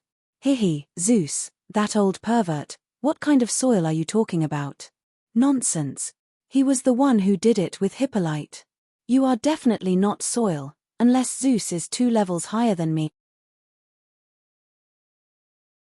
Chapter 9:25. Thea muttered as she wiped the water off her fingers. Even though they had never fought before, she could roughly estimate that she was now half a level higher than Zeus.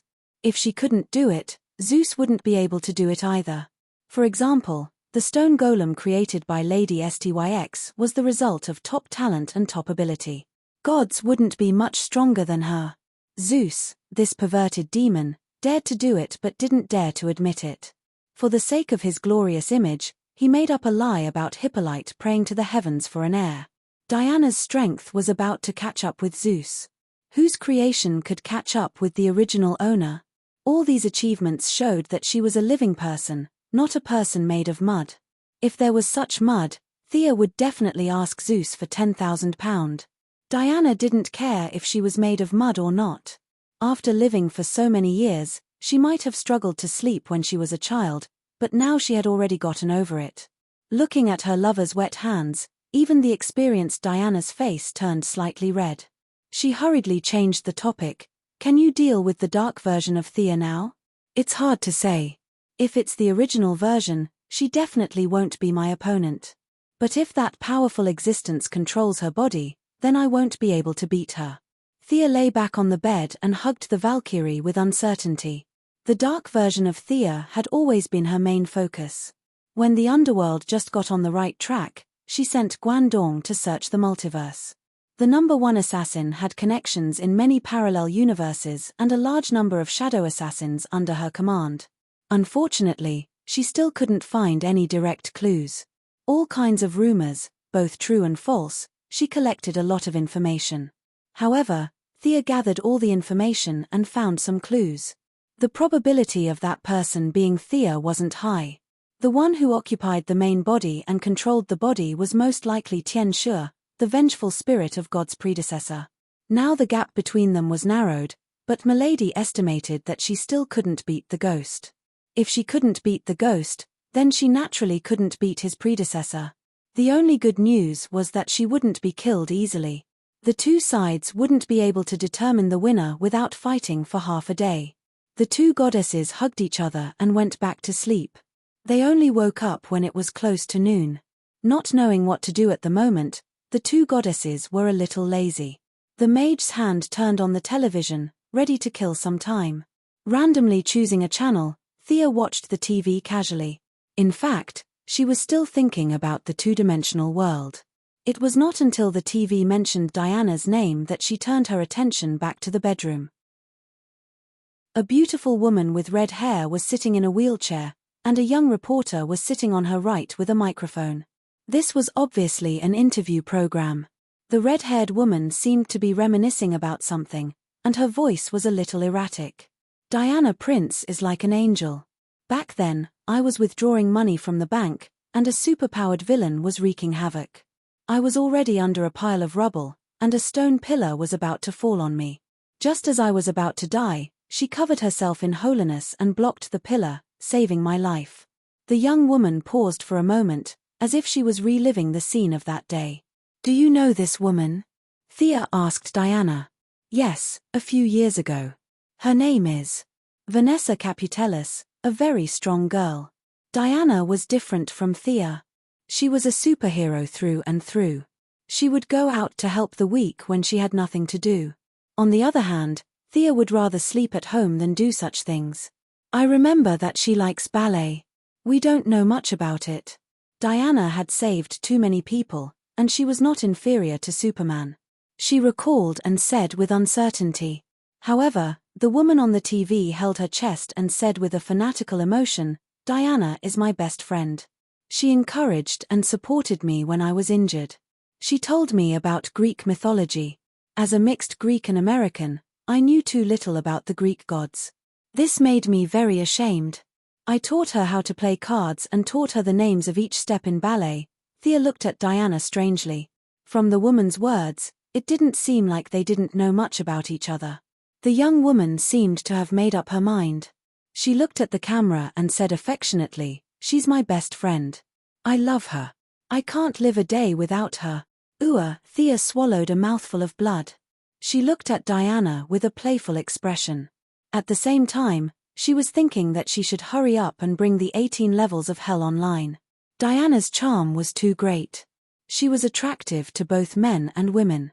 If she didn't make a few examples, it wouldn't be enough to deter the rascals. "No, I'm really not close to her." The Valkyrie waved her hands and hurriedly explained. Thea believed that. However, it was an indisputable fact that Diana's charm was too great. The young mistress had such a high reputation. If there were people who boldly expressed their love for her, how much pressure would Steve Trevor be under in the original spacetime? After this small episode, the two goddesses were no longer in the mood to watch TV. They were ready to go out for a walk and visit Batman. Although this person had a lot of problems, he was still a comrade. After combing their hair and changing into their coats, they first went to the mall and bought a bunch of shoes, bags, and clothes. After sending the shopping results back to Diana's villa, the two goddesses drove to Gotham. When they walked into the Batcave, they heard a series of bang-bang sounds. They saw that Batman wasn't wearing that outfit today. He was bare-chested and didn't wear a mask. He was smashing the tires with a hammer for fun. Thea had done similar exercises before. She couldn't figure out whether this was training or venting. However, this method of reducing stress was also a specialty of the ninja masters. She clapped her hands. "Not bad. Looks like you're recovering well." Damien waved at her from not far away. The naughty kid was holding a thick book with a black cover and reading it hard. It was The Secret of Circe's Transformation. One of them wanted to teach while the other wanted to learn. Thea didn't stop them at all. This didn't mean that her spells were inferior to Circe's, but the focus was different. Thea's spells were like her godhood. Souls, death. Its lethality was extremely high. A single spell could kill thousands of people. This was really contrary to Batman's principle of not killing. Even if Damien didn't care about killing people, he didn't want to go against his father's wishes. The transformation spell was very suitable for superheroes. The target could turn into a sheep or a pig with a finger. After that, they could be locked up and removed from the spell. Although it was a little troublesome, Batman felt that it was very good. She casually answered a few of Damien's questions. She didn't dabble in the art of transformation, but she was at a high level. She could understand 70% to 80% of it with just a little thought. "You guys came at the right time. I have something to talk to you about." Batman threw away the sledgehammer, wiped his sweat, and gestured for them to follow him inside. Damien was a little curious and also followed. Chapter 926. In the shabby cave, the first thing that came into view was more than a dozen giant displays that covered the entire wall. Many data cables were connected to the ground. If he was not wrong, it was the supercomputer that Batman used. It might even be an artificial intelligence. Thea did not have any objections. Brainiac sounded powerful, and of course, he was powerful. She had no way of killing a god that existed in the cyberworld, but she was not afraid. The artificial intelligence was no match for her. Batman quickly pulled up the screens. Without exception, they were all images of Darkseid. There were blurry images of the battle in the New World, but most of them were images of the battle on Apocalypse Planet. I hit him. He will definitely come for revenge, right? Batman asked. Yes. Darkseid has conquered countless planets and wiped out countless races, but he has rarely failed. I'm sure of that, Diana answered before Thea could. You will still protect Earth. Is that right? Of course. This is my mission, Diana answered firmly. Thea smiled and replied, don't give yourself too much pressure. We have defeated Darkseid before. He will invade Earth sooner or later. It has nothing to do with you or Damien. I'm stronger than before. He won't start a war unless he's confident. In order to stop Batman from nervously tapping on the tires, she gave him some reassurance. Batman frowned and looked at her for a long time. Ever since he met Superman and Thea, the world had changed so much that he could not take it all in. He felt powerless, especially after the battle with Darkseid. That invincible power often appeared in his dreams. He had pinned his hopes on others. To be honest, he did not like the feeling of his fate being controlled by others. Are you gods in your current state? Why is it different from what I imagined? Are you like Darkseid too? He asked a question that had been on his mind for a long time. In Batman's eyes, the two goddesses were laughing and scolding each other. They were a little funny. Darkseid was like a mad dog, biting whoever he caught. They did not look like gods at all. Thea asked him, what do you think the gods are? Needless to say, ever since he met them, Batman didn't sleep most of the night and read almost all the theological books he could find. This answer came out of his mouth immediately. Omniscient, omnipotent, clearly real, but ordinary people can't see or hear. Before he could finish, he was interrupted by Diana. How is that possible, Bruce? It's impossible for us to reach the level you described, right? She turned to look at Thea with uncertainty. Milady smiled. Indeed. Your standards are too high. Darkseid is just as strong and in front of the truly omnipotent and omniscient. Possessing eternal life and the ability to create and destroy universes at will. Only when these two conditions are met can one be considered a true god. Batman felt less stressed. What about you guys? Thea counted with her fingers. You have to look at this question from two angles. From the perspective of ordinary people, we are gods. Even Superman is considered a god. Batman nodded expressionlessly and gestured for her to continue. From the perspective of those supreme beings, we are still mortals. The difference between us and ordinary people is that we represent a certain trait. For example, Diana represents courage, and I represent wealth. We are just a representation. We are not exactly the same as those traits. I don't know if you can understand this. Thea chose her words carefully.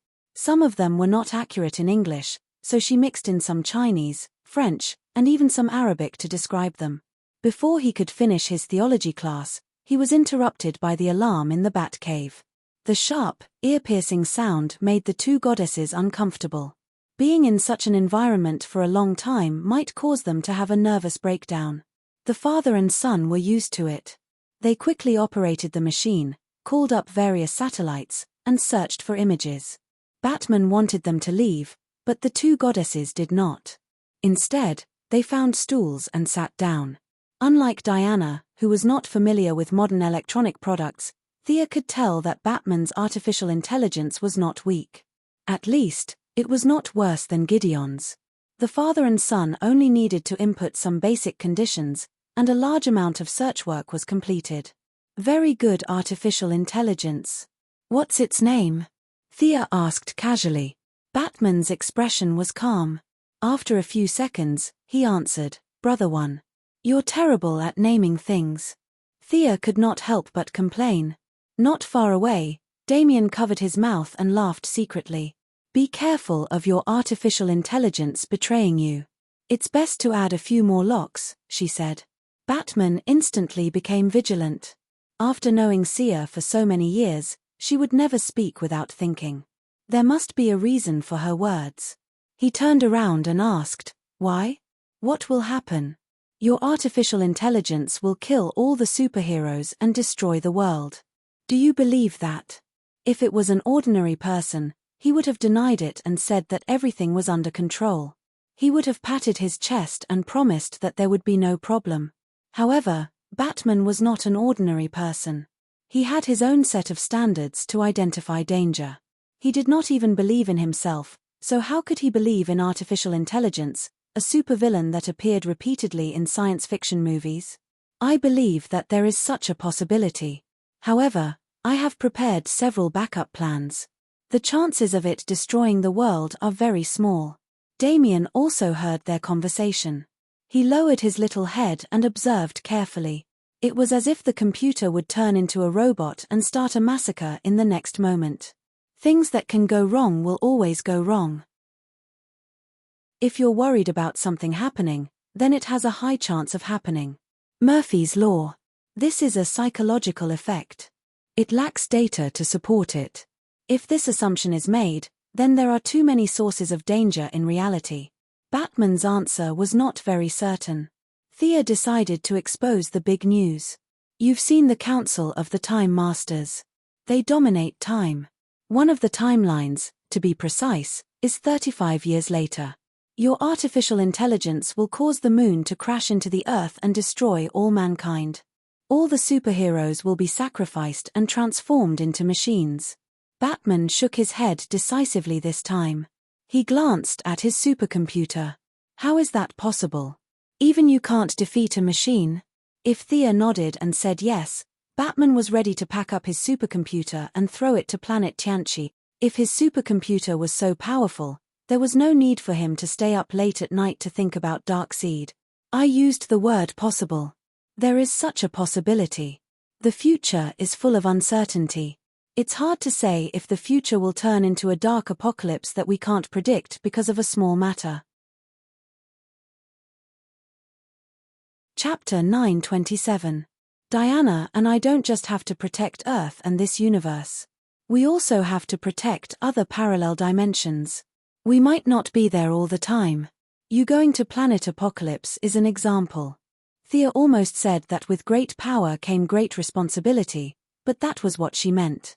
"You mean to destroy it in advance? There's no need to give up eating for fear of choking." Batman understood Mandarin, and he completely understood the idioms that Thea occasionally used. Find someone you trust, such as Barbara, Tim, or Mr. Excellent. Open the source code to them and have them add some protective measures. Also, make sure that you weren't there at the time and didn't make any records. Thea gave him an idea. This involved the issue of trust. She didn't recommend herself. Instead, she recommended Batgirl and Red Robin. They were definitely the people that Batman trusted the most. Thea's words implied that she was on guard against him. Batman wasn't angry that she was guarding against him like he was a thief. In fact, he was deeply convinced. This was a very good idea. Batman nodded in agreement. After the brief interlude, the artificial intelligence also found the target. The image was very blurry. It was a picture taken by a civilian surveillance camera. A light blue humanoid muscle monster could be vaguely seen pressing down on a pedestrian on the side of the road. The pedestrian struggled with all his might, but the two hands firmly held onto his head. Then, the pedestrian's skin started to shake violently as if it was melting. Finally, it turned light blue. The pedestrian's muscles swelled, his clothes were torn, and something flew out of his chest. After that, the two people disappeared from the camera. "What was that thing that flew away?" Damien whispered. "The heart, but it's a little deformed." Thea saw it clearly. Diana asked Batman to play it again. Was it a coincidence? Or was it a psychic? Brother One has a threat-level algorithm that I wrote. There should be a reason why it listed this as the highest level. Batman was still looking at the details frame by frame. Thea had some guesses in her heart, but she wasn't sure. There were too many people with unknown superpowers in this world. Give me the address, and I'll go and catch one. Before she could finish speaking, she saw a purple light ring fly out of Diana's bag. As an honorary member, and in addition to giving face to the young mistress, Queen Zamalan had given Diana a purple light ring. Carol Ferris, a warrior of the Purple Lantern Corps, was crying on the screen. Hal Jordan is dead. His body has been desecrated, and the purple lamp cannot resurrect him. It was as if a clap of thunder had struck the ground. Even Batman's eyes were filled with shock. If there was anyone who liked to go against Batman, it would be Hal Jordan. Reckless, impulsive, undisciplined, and without using his brain. These were the labels that Batman had given to Hal. But no one objected that Hal was a hero. The Purple Lantern was also a type of emotion that had the ability to resurrect. However, they could only resurrect their loved ones, and they could only resurrect them when they had just died. Once the time limit was exceeded, the ability would lose its effect. How did he die? How did you confirm his death? Batman asked Carol. Carol didn't expect Batman to be there. If it was in the past, she would have definitely observed the famous Batcave. But now, she didn't have the mood to do so. The Purple Lantern has a spiritual connection with her loved one. It was suddenly cut off, so, could it be that she entered an unknown space? No space can stop the love of the Purple Lantern. Carol's answer was firm. Even Diana nodded in affirmation. Stop researching. Hal is indeed dead. Not only him, but Sinisto is also dead. The body has been found. Judging from the wounds, if the analysis is correct, it was done by the Black Hand. While they were talking, the Yellow Lantern had contacted her. The Yellow Lantern General, Akiro, had just finished reporting to her. Black Hand? William Hand? Wasn't he locked up by the Green Lanterns? Diana smelled a strong conspiracy. It's most likely that the Guardians have come up with some new tricks. Thea was expressionless. She turned to Carol. Don't worry, Hal will be resurrected. Carol thought that she was going to use the White Lantern and expressed her gratitude.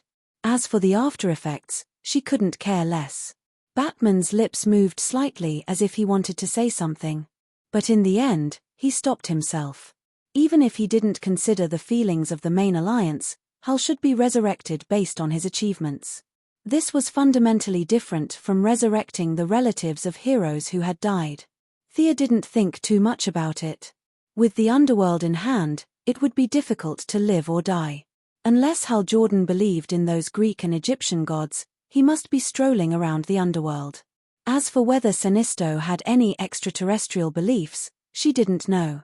However, the resurrection process in the underworld was different from that of the White Lantern. The White Lantern had serious after effects, but it was indeed fast. Once the White Lantern shone, go. As an administrative organization, the underworld had its own set of procedures. Registration, queuing, processing, and keeping records. This set of procedures would take at least a month, and this was under the condition that they opened the back door. If there were no acquaintances, just wait. Thea thought for a moment and said to Batman, gather the main alliance. I'm afraid this is another universal disaster. I'll go back to the White House first. The blue-skinned monster was not a coincidence. The reality was similar to her estimation. Hundreds of people in the United States had seen the blue-skinned monsters. They could fly and were extremely strong. Most importantly, they could assimilate ordinary people. In less than 3 seconds, they could turn an ordinary citizen into one of them. The Pentagon had cancelled all soldiers' leave and raised the alert state to wartime. Not only on Earth, but also in the universe. There were many of them, and they were like a virus that constantly assimilated ordinary intelligent life. The Yellow Lanterns, the Green Lanterns, and the Blue Lanterns were all attacked to varying degrees. This time, it was different from the Black Lanterns. Even the Sharp Zerg could be transformed. The Zerg army sent by Queen Kerrigan was trying their best to kill them, but the effect was not great. It had only been half an hour since Thea received the news in the Batcave and gathered the information from several parties. However, in just half an hour, The number of the blue-skinned monsters had exceeded 1 billion, and the growth was getting faster and faster. These things ran very fast. When the lanterns went to surround them, they ran away. When the lanterns left, they returned and continued to transform ordinary people. Thea, what the hell are these things? Moira felt more and more that it was difficult to be the president. There were too many problems. The aftermath of Rural's incident was barely settled, but now there was another problem. She was already in her second term as president. In the past, the candidates of both parties had already started to build momentum. They colluded with each other in the primaries, exchanged various interests, and even smeared the reputation of the previous president. But now, there was complete silence, as if they had all lost their minds. Some of the aides even joked that if this trend continued, due to reasons that could not be explained, she might be in office for another term. Chapter 928. Thea had also advised her mother not to do it if she felt too much pressure. Now that things had come to this point, no one dared to laugh at her. Who would dare to laugh at her? The President of the United States was the riskiest job in the entire universe. There are these things all over the universe. The ones on Earth are just the aftermath. Facing her mother's nervous face, she said confidently, "The Third Army." If she remembered correctly, this should be the name of these blue monsters. They were a new product created by the Blue Guardians for the sake of universal peace. The mechanical hunters were the First Army. These robots followed the preset orders and massacred the entire 666 sectors, making the Guardians think that machines were unreliable. The Green Lantern Corps was the Second Army. They used emotions as weapons, but in the eyes of the Guardians, the Green Lanterns succeeded and failed because of their emotions. They were too free and unrestrained, and they repeatedly treated their orders as waste paper. Hal Jordan was a living example. The army of assimilators that had vitality but no thoughts served the Guardians completely. This was the so-called Third Army. The Third Army sounded arrogant, but in fact, it was just to pave the way for First Lantern's appearance. In the original timeline, Black Death Emperor killed First Lantern instantly. Now, only Thea could fight. Fortunately, the battle was in space, and Earth would not be affected. "Don't panic, it's not a big problem." That was what she told her mother. The Righteous Alliance could completely solve this small problem on Earth. If the people asked, they could just say that it was a mutant causing trouble. On the surface, her mother had many agents from the Heaven's Eye Society protecting her. In the dark, she also had Death Knell and Poison Ivy. Thea also asked Guandong to send 2 shadow assassins to help. With such a strong defense, there was really no need to worry too much. Thea teleported to the Righteous Alliance and found that they were not idle either. Batman had captured an assimilator and was dissecting it for research. The brain has become a new substance. It has no heart. There are signs of activity in the eyeballs, but the brain has almost no thoughts, so it's impossible to determine if it has thoughts. When Thea entered, Batman had just finished dissecting it. Even though Superman said that he could see through it, he still did it according to his own method. "I've contacted several forces in the universe. This disaster has little to do with Earth. It's basically a problem in the universe." Batman calmly asked, "What else?" Thea was surprised. "What else?" "This is the Green Lantern Corps problem. It has nothing to do with Earth, so don't worry. But I've calculated that if this thing is allowed to wreak havoc, in 3 months, all life in the universe will be wiped out. So, I'll leave Earth to you, and I'll settle this matter in 2 days." After Thea finished speaking, she left Earth and returned to Odium, the main planet of Blue Lantern. The battle situation here was much more intense than on Earth. The Third Army was attacking ferociously. The Yellow Lanterns, Blue Lanterns, and Green Lanterns were defending together. As time passed, the offensive and defensive positions had long shifted. The enemies were endless, and their own forces were beginning to deplete. Defeat was only a matter of time.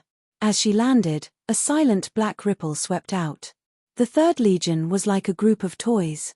Under the power of the Goddess of Death, they were like countless ants. There were enough of them, but unfortunately, they were useless. With just a slight raise of his hand, These soulless, almost mindless dummies fell to the ground in droves. "Where's Ganser?" she asked the saint after looking around but not finding her target. The saint brought her a piece of bad news. Lord Ganther and Lord Sade have both returned to the main planet of Aurora. They were running around again. These little blue people were really troublesome. Thea had no choice but to go to Aurora again. In the end, she found that not only Ganser, but even the little blue people from before had disappeared. The Green Lantern Corps was being attacked by the Third Army. She helped them repel a wave of attacks and instructed them to retreat to the main planet of Blue Lantern. As for whether they listened to her or not, she said it was up to her. Where did these Guardians run off to? Standing alone in space, Thea scratched her head. Anka's amulet allowed her to teleport anywhere, but the problem was that she didn't know where to go. Who knew where these guys were hiding and doing bad things? Without specific coordinates, no matter how powerful her teleportation technique was, she wouldn't be able to get there. Fortunately, she had learned a lot from Batman, so she had a lot of backup plans. Guardian Haruba was under her control. This little blue person had information about the seal of the first lantern in his memory. She only needed to teleport according to the coordinates. However, she didn't know if the coordinates were wrong or if she had read fake information. She wandered around the empty void for a long time. Forget about the seal, there wasn't even a stone. Did this guy hide fake information in his head? She didn't know whether to laugh or cry at this answer. She could only teleport to the main planet of Sharp and start reading the memories again. She was now a big shot.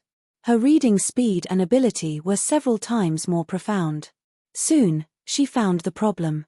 There were problems with the Guardian's memories, and there were many contradictions. However, this guy had lived for hundreds of millions of years and had experienced too many things. Sometimes, if she didn't look carefully, she wouldn't be able to see the problem. There was nothing else to say. She could only continue reading the memories. She was very unhappy. She told Batman that she would solve it in 2 days. In the end, this group of Guardians found a place to hide.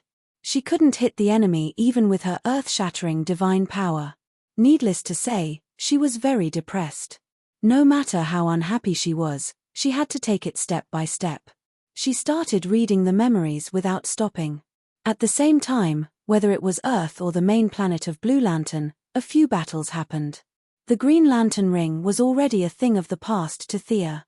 She couldn't even be bothered to pick it up if it was thrown on the ground. However, for some people, it could change their fate. It was a sharp weapon that could reach the pinnacle of life. Simon Baz, the Arab American, was treated differently countless times because of his appearance. When he was driving, he was pulled out by the police to be interrogated and searched. In the departure hall, he was taken away by a group of fully armed people for questioning. When he took public transportation, he was looked down upon for no reason. In short, as an Arab American, he had lived in a highly oppressive environment since he was young. Although later, aliens invaded repeatedly, resurrected the dead, and descended on Earth, causing countless disasters. In comparison, the 2 buildings that his Arab American fellow crashed into were not a big deal. However, this didn't change his situation at all. Aliens came and went, and the dead continued to return to their coffins. He was different. He needed a job, a salary, and food.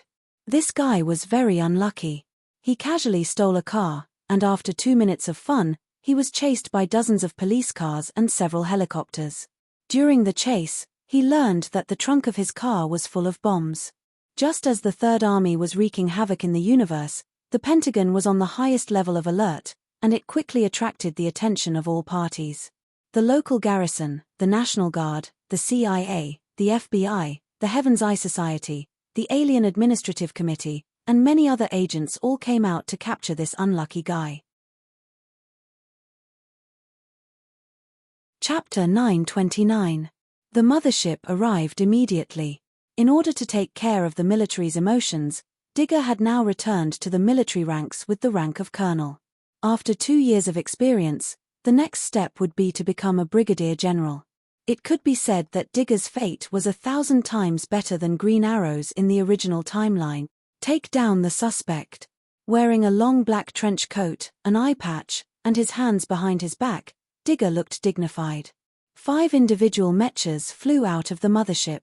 Miss Voodoo took the lead and knocked down Mr. Simon Botts with a few punches and kicks. The mastermind behind the scenes saw that things were not going well and detonated the bomb. If not for Miss Voodoo, Mr. Simon would definitely have been blown to ashes. After a few simple questions, he learned that it was just an ordinary car bomb. Digger was a little disappointed. It was not that he was not patriotic, but the target was too small and boring. He handed the suspect to Amanda and continued to support other places in the mothership. Amanda did not pay much attention to an Arabian car thief. Such a small character was in her missing file every day. If he did not sign 7 or 8 documents every day, it meant that he was not doing his job well.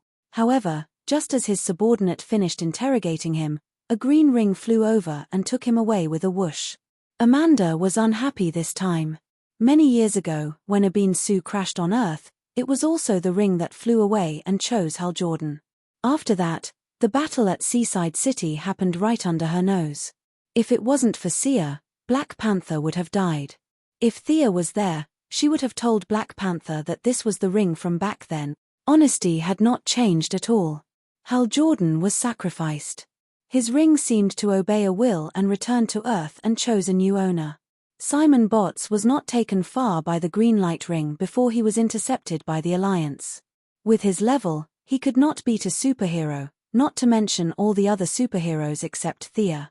However, his luck was heaven-defying. The few of them were not hostile to the Green Lantern, and the assimilated people of the Third Army were wreaking havoc nearby, drawing away most of the troops. Simon Botts relied on the wisdom he had developed in countless pursuits since childhood to shake off the Flash and ran back to his residence alone. Realizing that his home was not safe, he hesitated for a moment and rushed to the hospital. His brother-in-law, who was also his good friend, had been seriously injured in a car race. Even though he had used the most expensive medical cabin of the Quinn Group, after several resuscitation attempts, he had still ended up in a vegetative state due to his injuries. His sister, whom he had relied on since childhood, had lost all hope in life because of this. Now that he had obtained the legendary omnipotent green light ring, he felt that he should do something for his family. It was already late at night, and there were only a few people on duty outside the ward. He quietly opened the window and jumped in. He raised the ring and pointed it at the patient who had been sleeping on the bed for years. He said in a low voice, "Quick, restore his consciousness." The ring flashed with a green light, then completely extinguished. "Help me, he's my family. I beg you, please wake him up. This is my only request. He's my friend. He's the only person my sister can rely on. Please." The green light flickered in and out of the ward, like a naughty child playing a game. As a fugitive, Simon Botts didn't know how much time he had left. He still hadn't given up hope. If 1 time wasn't enough, he would do it 10 times. If 10 times weren't enough, he would do it 100 times. He felt that the ring was omnipotent and could naturally wake up a vegetative person. A strong obsession crossed the distance in an instant and floated to Thea's ear. The young lady was trying hard to read Haruba's memory, and the sudden call made her slightly stunned. How did the green light ring call her? Did you get the wrong person? Moreover, the blue light could heal, but the green light had no healing effect. This caller thought that the green light was omnipotent. How ignorant. Although modern people couldn't understand it, the green light ring and the other lights were very materialistic. They were proper technological equipment, not wishing machines. The young lady didn't know whether to laugh or cry. She carefully analyzed. At her current level, the cause and effect of many things were very clear. She could understand the whole story with a little thought. It's Hal Jordan's ring. She pondered for a moment. If it was just Hal Jordan, it wouldn't matter. Whether he died or not had nothing to do with her. But this ring was different because she had worn this ring before. Although the time she wore it was very short, from her point of view, there was a cause and effect between her and the ring. Is it such a small matter? All right, as you wish. Thea talked to herself. This was between her and the ring. It had nothing to do with Hal Jordan or Simon Baz. She didn't even need the power of death to wake up a comatose person. She only needed a small part of the soul to complete it. To her, this was a task that couldn't be any easier. With a flick of her middle finger, a small cloud of grey energy crossed the distance and returned to Earth, to Simon Baz's ring. Give up, Lantern Simon. I understand your pain, but many lanterns have experienced all this. The ring isn't omnipotent. Buddy, the big squirrel of Sector 1014, who had been to Earth before and was Hal Jordan's good friend, followed the trail of his friend's ring. Unfortunately, he saw that the ring had a new owner. Green Lanterns had seen many life and death situations. She felt that she had an obligation to guide this new colleague. But when she saw Simon struggling against the bed, she couldn't help but comfort him. I don't believe it. I can definitely do it. I have this feeling. Simon was very stubborn. He firmly believed that he could do it, or rather, the ring could. The big squirrel looked helpless. Maybe the blue light can, but our green light doesn't have this function. She couldn't figure out where Simon's confidence came from. She was still trying to help. With a big furry tail and a chubby body, Buddy was one of the few Green Lanterns that Thea liked. She naturally knew about the blue light and also knew about Thea, who seemed to be very mysterious and powerful. However, she had more feelings for the Green Lanterns, so she rejected the blue light's invitation. At this time, she was wondering if she should go back and ask the saint to help save the man on the bed. Unaware of the big squirrel's kindness, after Simon had called out for the umpteenth time, the ring finally changed. Rays of green light flew out of the ring. They were like a group of returning swallows, shuttling back and forth, relying on each other. They flew into the patient's body and disappeared without a trace. What does this mean? The big squirrel was puzzled. As an experienced Green Lantern, although she was still a distance away from the title of the greatest Green Lantern, she had seen Hal Jordan, Sinisto, and even the artist Kyle Rayner, who was known as the Lantern. In terms of experience, she was not inferior to any lantern. However, she had never seen what Simon had just done. The Green Lantern ring had such a function? Her answer was no, but now it was uncertain. Chapter 930. Big Squirrel Buddy waited patiently for half a minute until the green light completely dissipated, but the patient was still in a deep sleep. His breathing and expression were the same as before. Blinking a pair of big watery eyes, Green Lantern Squirrel lowered his head and pondered over what to say. She was afraid of provoking this new colleague, so she wanted to be tactful. Green Lantern was not omnipotent. It was just a tool, not a statue. Big Squirrel was about to ask Simon to give up on this unrealistic idea, but when the words reached his mouth, he forcefully swallowed them back. Because the patient had woken up, the effect was immediate. Buddy could guarantee to the squirrel god that the patient had been in a vegetative state a second ago, but in just a second, he had completely woken up. Other than being a little weak, Big Squirrel guessed that it was probably due to hunger. There were no cognitive and behavioral problems. Oh my God, you're really a miracle worker, Simon. The title of miracle developer had accompanied Simon Botts for his entire life, and his legendary life had begun when he met a big squirrel. Without saying much to his brother-in-law and good friend, Simon felt that since the ring had responded to him and completed an impossible task, then he should also be prepared to gamble with his life to solve the current crisis that Earth was facing. If possible, he wanted to avenge the original owner of the ring, Hal Jordan. When Simon Botts embarked on his path as a superhero, the Earth had already become a pot of porridge. A few speedy superheroes had spread out and destroyed the Third Army with all their might. In Star City, Diana volunteered to come here to help because of some reasons that everyone was aware of. After working together with Green Arrow and Mr. Excellent to take down hundreds of assimilated members of the Third Army, before they could even rest, they saw a silver figure rushing toward them from afar. The other party did not even slow down and just brushed past Green Arrow. Green Arrow was not wearing mechanical armor, but a hooded figure holding a bow and arrow. Green Arrow was caught off guard. Even though Diana pulled him back, the silver light still cut open a bloody wound on his shoulder. Without having time to bandage the wound, he turned around and shot an arrow in the direction of the enemy. At the same time, Mr. Excellent's T-ball released an electric net at the target. The enemy was extremely fast, like a graceful swan. With a nimble turn in the air, she dodged the arrow and electric net. A young woman stood proudly in the air. What was eye-catching was her pair of flawless white wings. Vanessa. Diana carefully discerned that this was completely different from the little girl in her impression who pestered her to listen to Greek stories. What made her change so much? Wonder Woman. Vanessa seemed to be immersed in her own world as she murmured softly. Like I said, you can call me Diana. You're my friend. Your friend? You have too many friends. After all these years, have you ever come to visit me? I've been watching you silently, but have you ever taken me to heart? Her voice was so loud that it was hard not to hear her. Green Arrow clutched her shoulder and seemed to have thought of something. She looked at Diana with a strange expression. As the pinnacle of wisdom among mortals, Mr. Excellent also seemed to have understood something. He glanced sideways at Diana. The Valkyrie was furious. This was simply baseless slander. Speaking so bluntly, was he afraid that others wouldn't understand?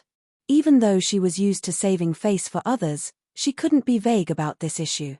To me, you're just an ordinary friend.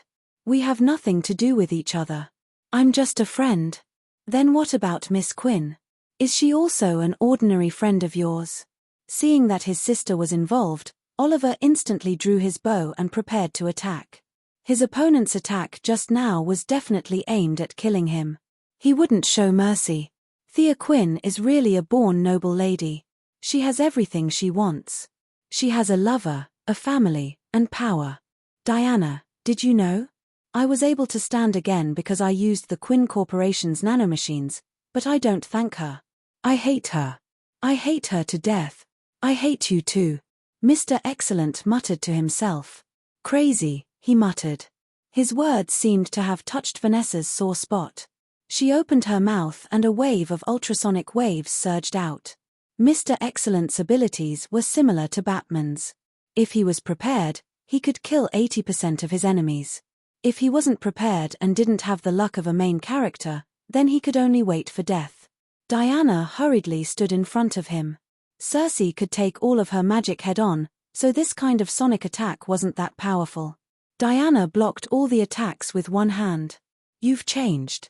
You used to be a kind little girl. Ha. Vanessa laughed twice, but it sounded worse than crying. She took out a piece of paper and unfolded it in front of the three. I'm not Vanessa. That fragile girl was pitiful and hateful. She's already dead. I'm now the new Silver Swan. Diana was a new god, and Green Arrow had good eyesight. They could see that there were two people on the paper. Diana was flying in front with a sword and shield on her back, and Vanessa was chasing behind with her wings outstretched. The sky was blue and the clouds were white, and there were people cheering on the ground.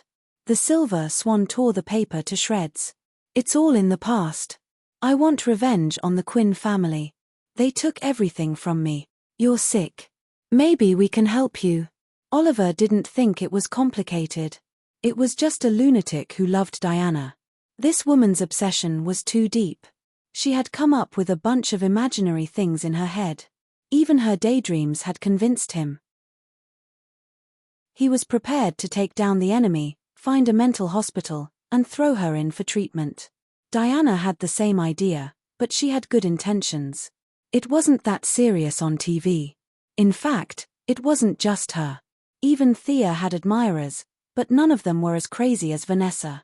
If this matter reached Thea's ears, Vanessa's fate would be indescribable. After knowing her for so many years, she knew the young Miss Personality too well.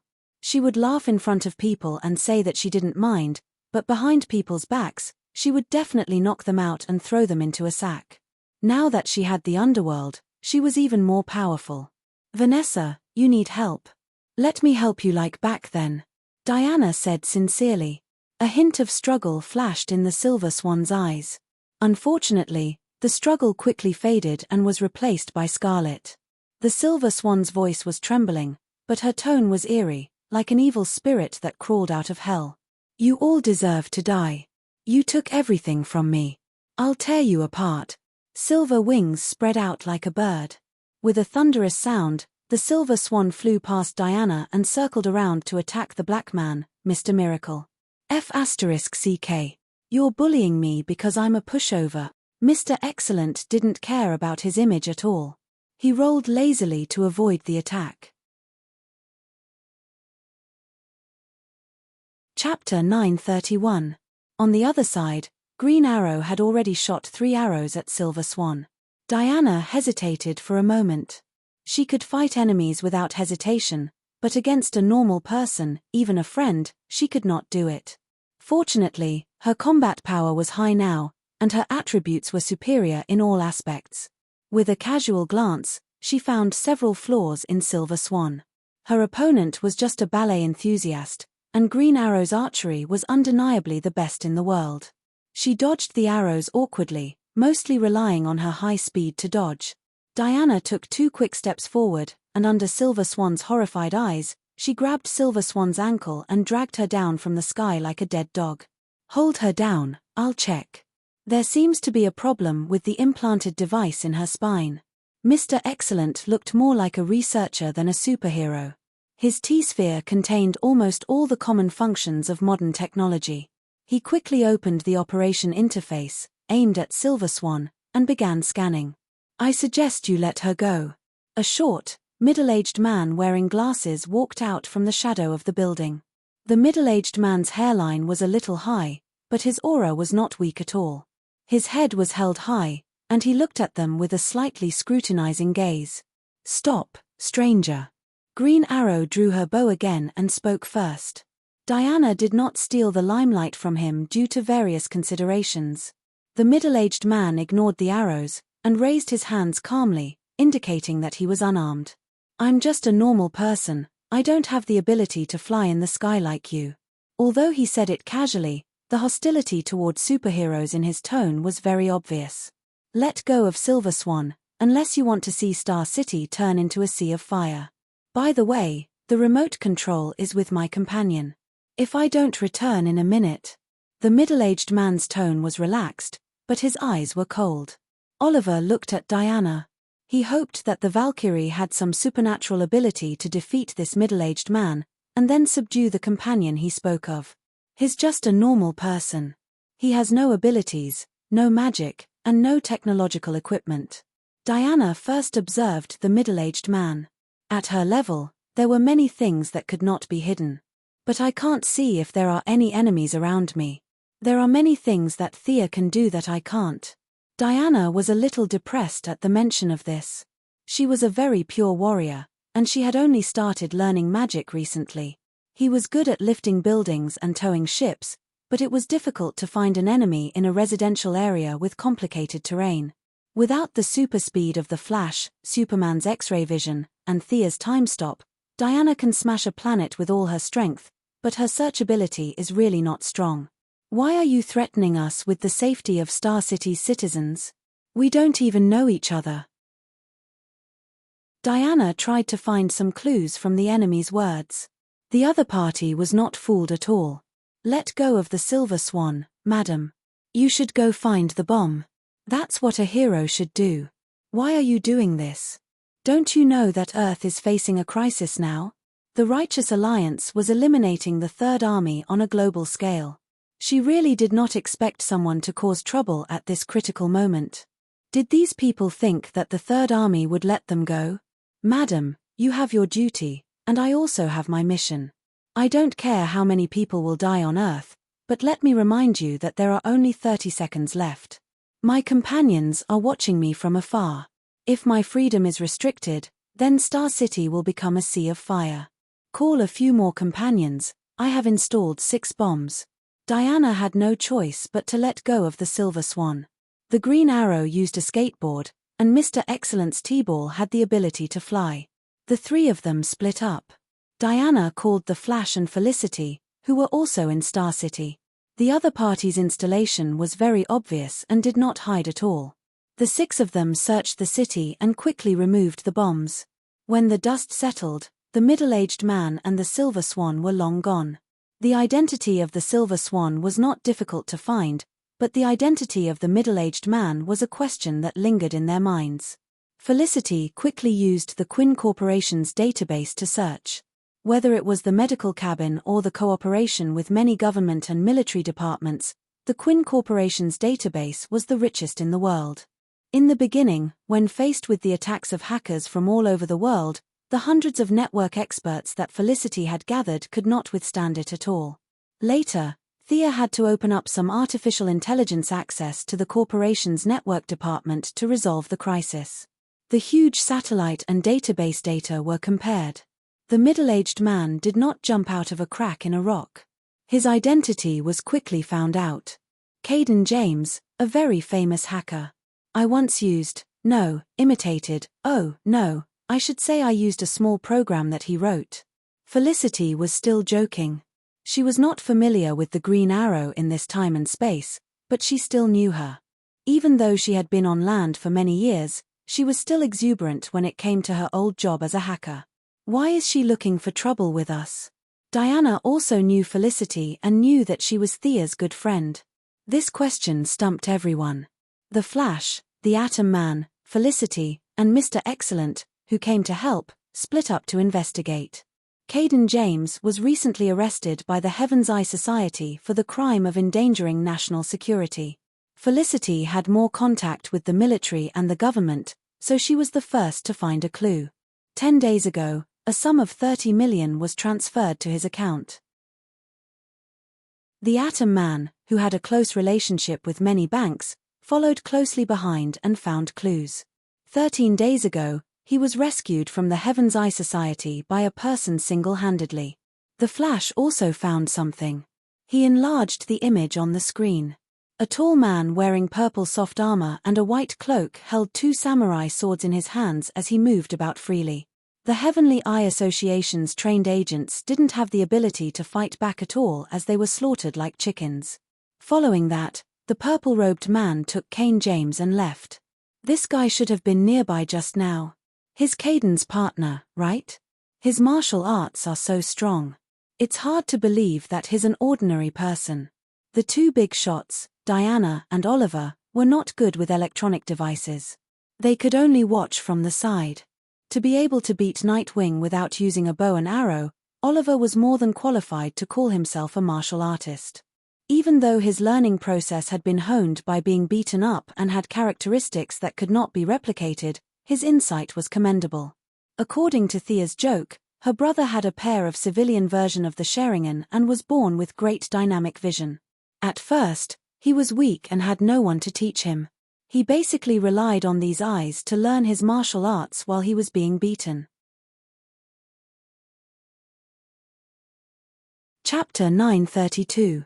Although Oliver and Diana were much weaker than each other in terms of combat ability, unlike Thea who had become a martial artist despite not liking martial arts, Diana liked to fight and kill. Now, she could tell that the ordinary person on the screen was extraordinary after just a few moves. His movements were not fast, but they were deadly and efficient. He did not waste a single bit of energy.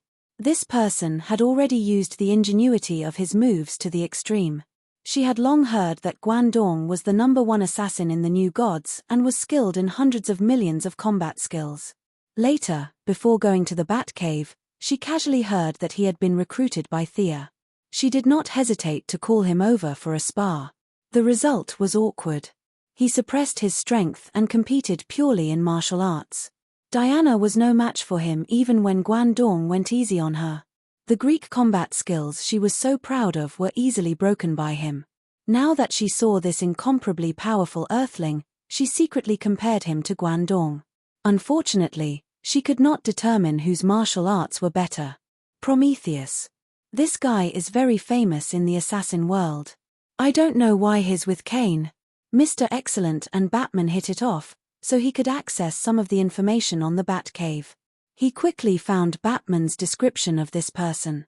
Proficient in all combat skills, proficient in all known weapons. Many tools are hidden in his armor. A master tactician. Suspected to have the special ability to learn other people's martial arts. Once defeated Madame Siva 3 times. Mr. Excellent read Batman's description to the others. The investigation was carried out quickly, or rather, the other party did not plan to hide it. Felicity found 2 videos on one of Kane's servers. A middle-aged man and a young man. They were both shot to death by green arrows without exception. How is that possible? I was there when the middle-aged man died, but I didn't kill him. I've never seen this young man before. Oliver cried out, but regardless of whether he was innocent or not, the other party was certain that he was the killer. Prometheus's father was killed, Kane's son was killed, and Kane's son was killed. Together with the Silver Swan, who hated the Quinn family to the core, the 3 of them came together and prepared to fight for revenge. A warrior with extraordinary skills, a super hacker, and a silver-winged killer with great mobility. The combination of the 3 was quite strong. The other party had revealed a lot of clues. If they continued to investigate, they would definitely gain something. Unfortunately, there were too many things to do tonight. The superheroes, including the young Titan, had already launched an all-out attack, but the Third Army was still unable to kill them all. A few heroes with high mobility did not have time to waste. Seeing that Star City was fine, they each went to help. Even Oliver did not stay for long. He also walked onto the streets and wiped out the army of assimilators that were beginning to swell. At the periphery of the multiverse, there was a world of black and white. This was the underworld. The ordinary people who were transformed by the Third Army had already died at that moment. Their bodies continued to act in a certain way, but their souls had already entered hell. Before a large number of souls entered, there were 2 unlucky souls who arrived first. What is this place? Even as a soul, Hal Jordan was still nonchalant. Walking beside him was naturally his good friend Sinisto. The former leader of the Yellow Lanterns had a look of displeasure on his face as he snapped, "How would I know?" To be honest, even if he was not afraid of anything, he was still a little scared at this moment. There were strange rocks all around them, and there were cries coming from the distance in the wind. All of this was telling them that this was not a good place. The 2 of them were not fools either. Their memories were very clear. They were already dead. Could this be the world after death? What is it like after death in your Earth's myths? As they walked, there were figures appearing around them from time to time. Unfortunately, they were all in a daze and there was no possibility of communication. Even if he did not want to talk to Hal Jordan, in this gloomy environment, Sinisto could only try to find some topics to talk about. Hal sneered and asked him about eating, drinking, and having fun. Nightclubs and bars were fine, but myths? Please, let's talk about something else. How would I know? Those are all lies to the ancients. How would an alien like you care about Earth's culture?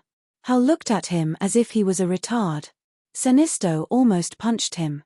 He softly spat out a word, retard. What did you say? I said you're an idiot. Sinisto did not wait for Hal to retort and continued, how can you turn a blind eye to so many strange things on Earth? Isn't it strange that a small Earth has 4 green lanterns? Black Death Emperor's target is Earth, and that lady's target is also Earth. Didn't you see that? Although Hal was a little rash, he was not a fool. Instead, he had the temperament of a leader. He did not lack in ability, wisdom, and decisiveness. It was just that he was used to it and did not think in that direction. Looking at the surroundings, he said, what does this have to do with our current situation? We are already dead. Thea will most likely use the white lanterns to revive me. You will most likely revive you too. Why don't we wait here? To be honest, there were no bodies or green lantern rings here. Looking at the figures that appeared from time to time and unconsciously gathered into a huge group and walked forward in a certain pattern without saying a word, it was a very scary thing.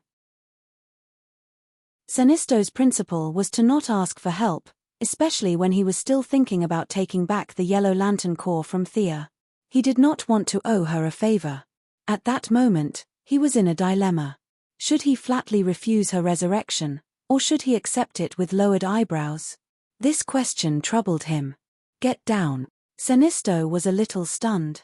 Hal hurriedly pushed him down and pointed to the sky. A bone monster flew across the grey sky. It patrolled the area as if it was looking for something. After circling at a low altitude for 2 rounds and finding nothing, it flew into the distance. What kind of monster is that? Sinisto was an alien. He did not recognize the thing that flew by just now. He could only vaguely feel that it was very powerful. If he had a body and a green lantern ring, he would at most be able to tie with it. Having played many games, Hal was quite knowledgeable. He looked at Hal as if he was looking at a country bumpkin and said, "That's a bone dragon. It's what a dragon looks like after it dies." Before he finished, he realized the problem. The bone dragon was obviously a derivative of Earth's culture.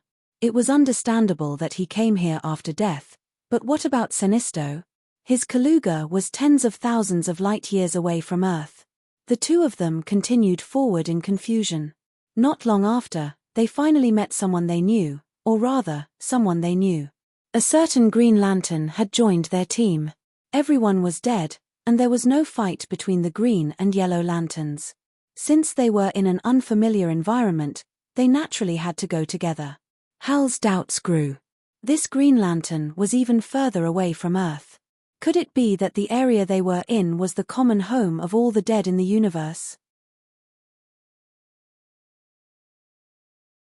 Chapter 933. Time lost its meaning here.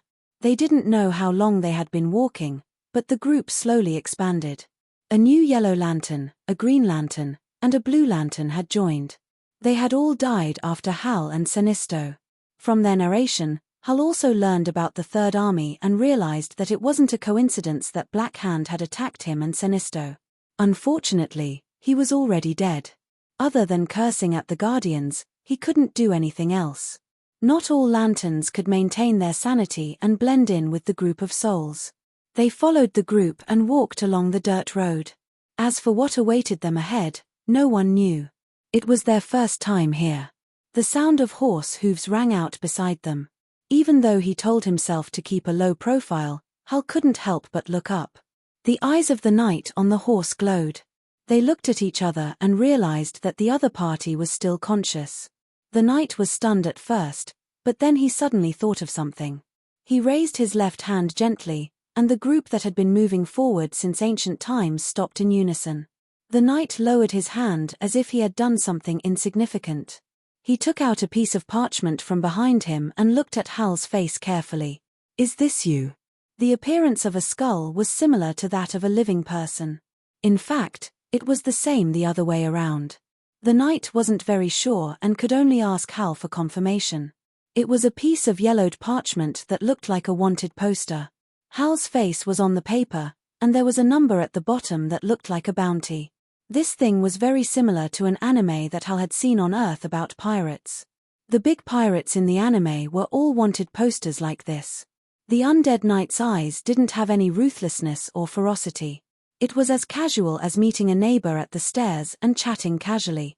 Sinisto was extremely cautious, his eyes as sharp as knives, as if he wanted to find a flaw in the undead knight's words or actions. Hal was lying when he said that he wasn't afraid, but this person was naturally bold. Even the Black Death Kingdom dared to rush forward. There really wasn't the word fear in his dictionary. He looked at the wanted poster. It was a black and white picture of himself. Unless he had a twin brother, the other party was definitely looking for him. "I am. Why are you looking for me?" He wanted to raise his voice to appear more heroic, but unfortunately, he was in his soul state. His loud voice hadn't been brought over from his body. The knight was overjoyed. His terrifying skull shook with excitement, and his lower jaw opened and closed, indicating that he was very happy. Just as Hal was wondering if this guy would turn hostile in a few seconds, the undead knight took out another wanted poster. "Do you know this guy?" Hal took a look and was overjoyed. Wasn't this Sinisto? When he turned his head, he realized that Sinisto was preparing to hide in the crowd. Unfortunately, there was no place to hide.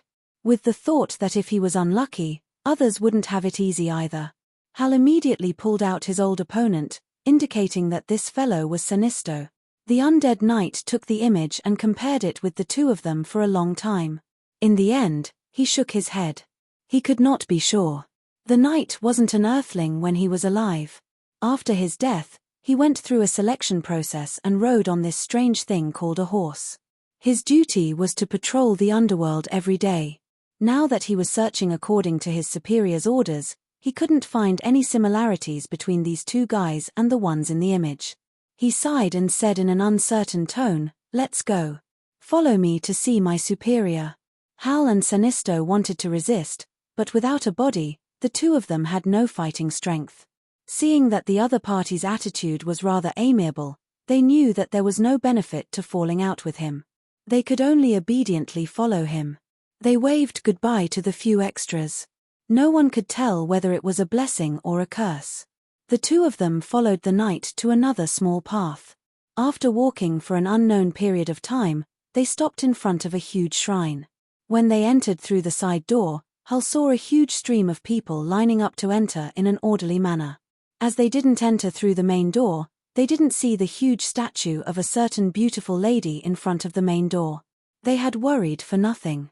After entering the shrine, they passed through a long corridor. In a small room, the undead knight reported a few words to a skeleton in a long robe. Then, he walked away briskly.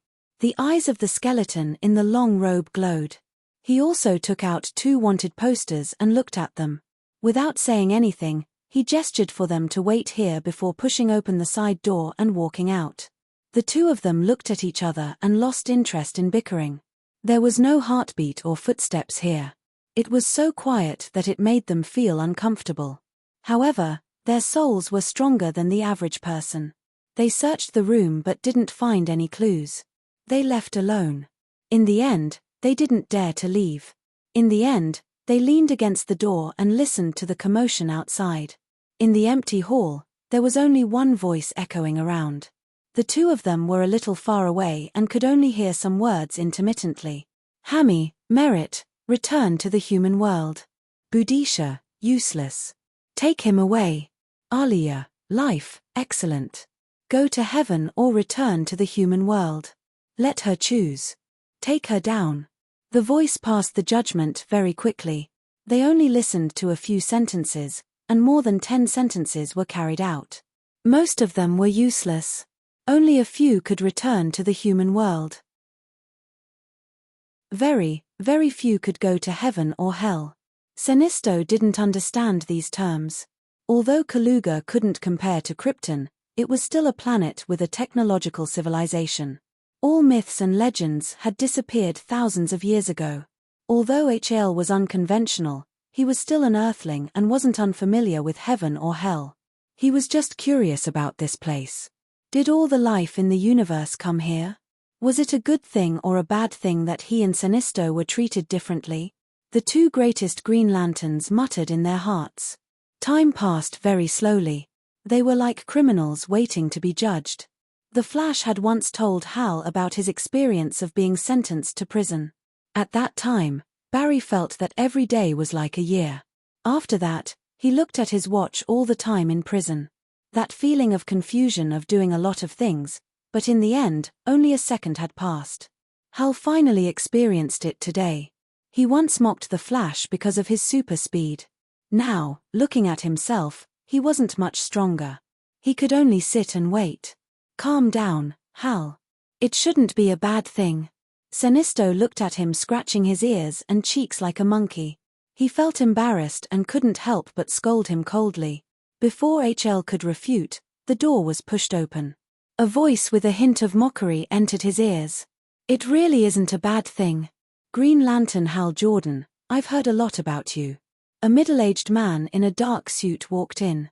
Even though he had never seen him before, Hal recognized him just by looking at his half-destroyed face. Two-Face, why are you here?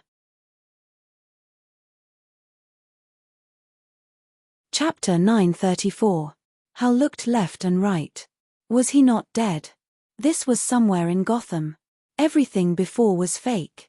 Was it the Scarecrow's fear gas or Black Mask's mind control that caused him to hallucinate? You're in luck. I only have 1 minute, but you'd better remember everything I say. Take this, go out, turn left, and walk through a corridor.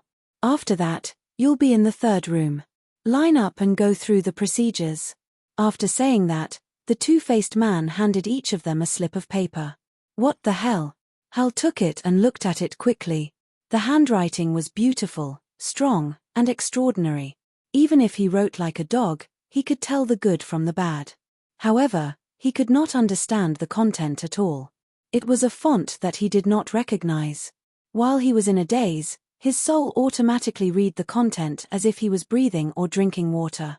The general idea was that he, Hal Jordan, had contributed to the country and shed blood for the commission. Therefore, he was allowed to be resurrected. The signature was even more familiar. The lady's name was written in a flamboyant style.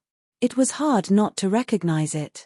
When you return to the human world, you will forget everything that happened here. However, I sincerely remind you that even with the care of Her Majesty the Goddess, you should cherish your hard-earned life. The two-faced man finished and prepared to leave. Wait, you mean we're really dead? This piece of paper can resurrect me? Hal questioned loudly. The two-faced man looked at him like he was an idiot. Finally, he nodded helplessly. Then why don't you resurrect? Are you guilty of so many sins that you can only atone for them here? Hal pondered. Why should I be resurrected? This place is 10,000 times better than Gotham. All my old acquaintances will eventually come before me to await my judgment. Life is meaningless to me, but here, I have never proven my worth like this. What inspector? What gang leader? It's all in the past. I'm just Harvey Dante. The two-faced man was beaming with joy. There was no more madness, no more conflict between good and evil. At this moment, he was like a successful person giving pointers to HL, a loser in life. He looked as if no one could understand his loneliness. The two-faced man shook his head gently. With a snap of his fingers, a new corridor appeared in front of them. He raised his hand and signaled for them to leave quickly.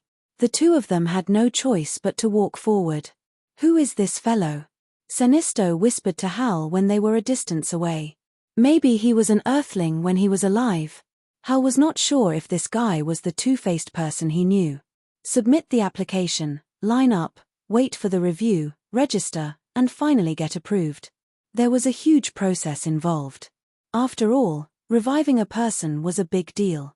The authority of the two-faced man could only be considered as a preliminary judge. Demigod Minos would be the final judge in the end. It was slightly different from Karen's resurrection. Hell had two modes of official resurrection and unofficial resurrection to choose from. People like Hal and the others were considered to be officially resurrected. The process was long, but there were no repercussions. During the long wait, Hal even saw a familiar person, or rather, a familiar ghost. The dead Boston Brand. This guy was currently roaming the realms of the living and the dead. There was no need to mention how comfortable he was. Even though he was the #1 ghost in the underworld, no one cared about him. Hal had a good relationship with the dead man. Sinisto knew that he would be resurrected soon, but he did not want to owe too many favors. Now that he was talking to the two people, he could only pretend to be invisible. The dead man did not talk too much about the young lady with HAL. He only talked about the things on the surface. The process in the underworld was so complicated. He would come over to chat with Hal when he had nothing to do. He gestured for the two of them to wait. Hal did not expect this companion to have such a powerful background. The goddess of death. Just the name alone was impressive. Sinisto was left with no choice. Thea was so powerful. Could he still snatch the Yellow Lantern core back? Even if he could, he would not dare to do so. The Kurugans were not long-lived.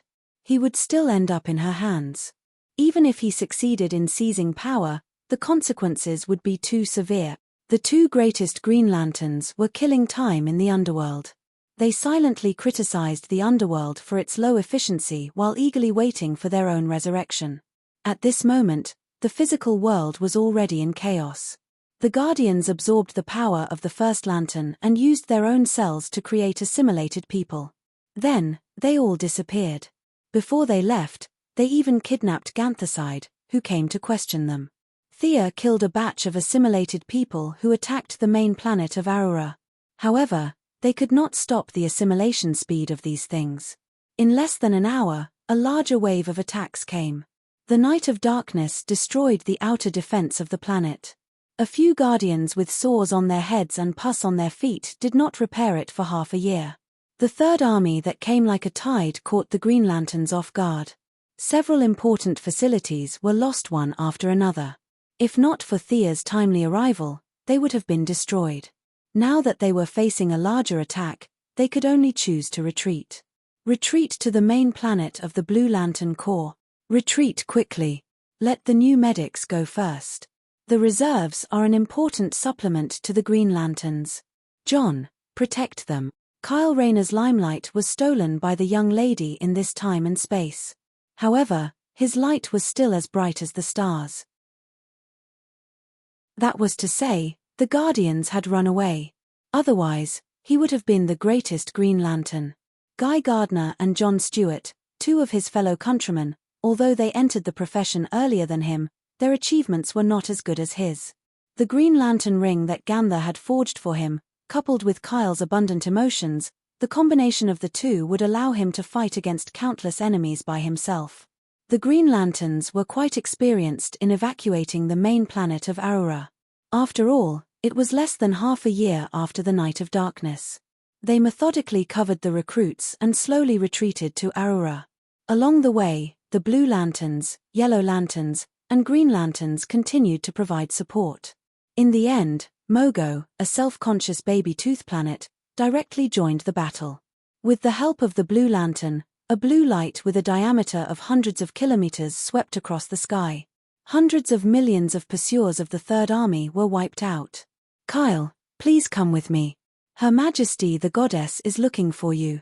The Saint's face was full of sincerity as he pulled Kyle Rayner to the temple. Kyle Rayner almost stumbled.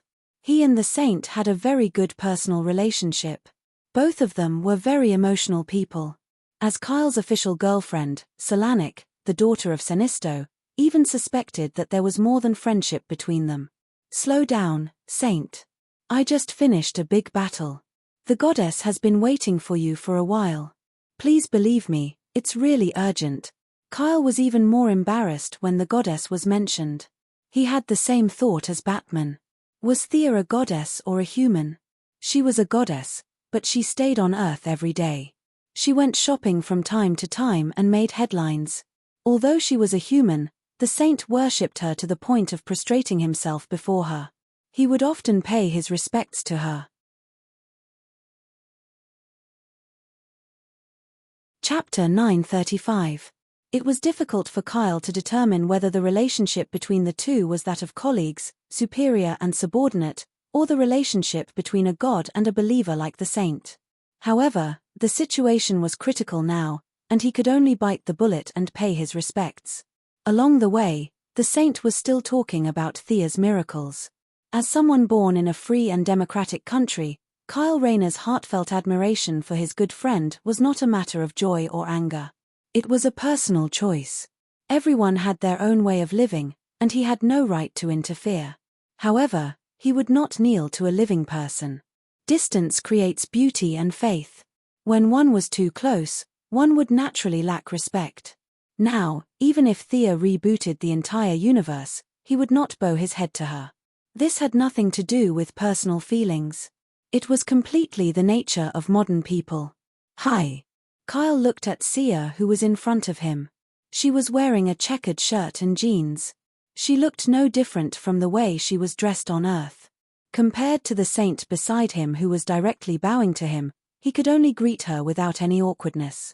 Fortunately, Thea did not dwell too much on etiquette. Her main body was still on the main planet, but she had only cast a projection for the sake of setting up the situation. Thank you, Saint, for allowing me to speak with Kyle alone.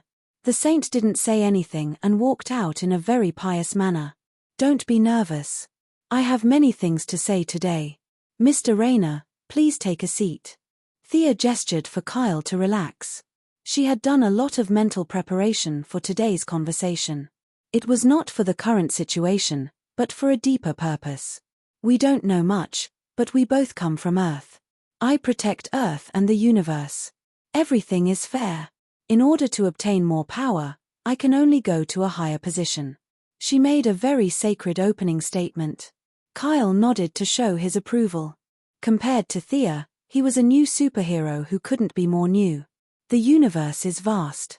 Even the Green Lantern can't defend against it. There are many other universes as well. I can't guard this void forever. The stronger I am, the greater the area I can protect. The cloudy mountain mist shield sprayed out again, and Kyle could only nod his head. This universe needs a new guardian. The future will be very dangerous. It will endanger the people around you and the entire universe. Are you willing to do this and take on this responsibility, Kyle Rayner? Her expression was so serious and holy that even an atheist like Kyle felt a shock to his soul. Perhaps she really was a deity. Was the disguise just to experience life? Your Majesty Goddess. The way he addressed her was a little bitter, but he was familiar with it. What can I do? As long as I can do it, I'm willing to protect this universe. However, I don't have much power. Thea had also considered leaving Kyle Rayner to fend for himself. The two of them had no relationship at all. All the talk about doing it for the peace of the universe was nonsense. She herself did not believe it. The universe was like a tide, rising and falling. It would never be peaceful. But if Kyle Rayner couldn't get the white lamp, he couldn't enter the Wall of Origin. At Thea's level, she could feel the lack of emotional spectrum getting more and more serious. To be honest, this universe was on the verge of collapse. If she didn't enter the Wall of Origin to make up for it, the result would be a universe-level Big Bang. Just the white lamp wasn't enough. Personal emotions were like dust compared to the universe. Even a planet's will like Mogo was like an ant. Someone needed to rush into the Wall of Origin with 7 lamp beasts to make up for the lack of emotions. For Thea, this was similar to carrying explosives to blow up a bunker. She had the power to do it, but if she didn't do it for various reasons, the world's will would completely abandon her. But she was really afraid. That was the Wall of Origin that even Khan Yojia could stick to. Wear the ring and rush in with her eyes closed. Thea only hesitated for 2 seconds and knew she couldn't do it. There were too many uncertainties. Whether she could go in, whether she could come out in person, these were all very serious questions. Or if an ordinary person could go in with a white lamp, but a new god couldn't. Was there such a possibility? She didn't dare say no. There was no instruction document on the Wall of Origin. Who knew if a new god could enter? Once she was stuck to the wall, everything would be over. She didn't have the courage to risk her life, so she felt that she had to throw this responsibility to Kyle Rayner. Leaning on a staff, hunched over, holding a large basin, boiling a bowl of steaming green soup, and then nervously saying, "Drink, so-and-so, this is your destiny." This scene was unjust at first glance. Fortunately, she knew the Heavenly Father. Imitating the Heavenly Father's grandeur, a bunch of nonsense really fooled Kyle. Unknowingly, Thea had transitioned from the role of an adventurer to the role of an old grandfather. Kyle Rayner was a very important chess piece in the future. Saving the universe, injecting the emotional spectrum, and conveniently bringing out the life equation, then causing the Heavenly Father to snatch it. If the Heavenly Father still maintained his original heart, then naturally there was no need to mention it. Thea wouldn't push this matter, but if the Heavenly Father was attracted by the power of the life equation and did something perverse, then it could only be said that he was unlucky. Thea would stand up at the last moment to maintain the overall situation, letting Diana snatch the God of Justice position and enter the new creation star, and she would take the life equation. She had even thought of the reason. Only death could suppress life. This plan was one step after another, but the premise was that there must be a silly boy at the front to charge and break through the enemy lines. What should I do? Kyle asked, puzzled. You have to become a white lamp. You have to take this responsibility from me. The spirit of existence was skipped directly. Kyle didn't need to come into contact with it. In the future, Kyle would walk the path of merging with the 7 light beasts. The revival function and life-sharing function would all be removed. As long as his emotions could withstand the 7 light beasts, it would be enough. Although it was still difficult for ordinary people, it was much easier than Thea, who had to rely on herself to control emotions. Thea was familiar with it. With a light flick of her index finger, 6 duplicate rings flew in front of Kyle.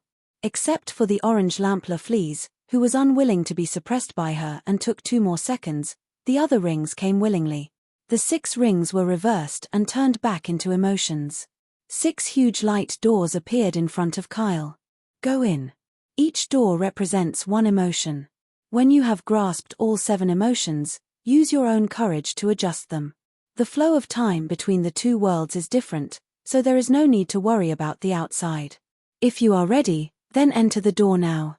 Kyle was quite courageous. He didn't hesitate to choose the yellow lamp of fear as his first stop. After a whole day, Kyle had just entered the 3rd door and mastered fear and hope. At this speed, he would definitely be absent from the next battle.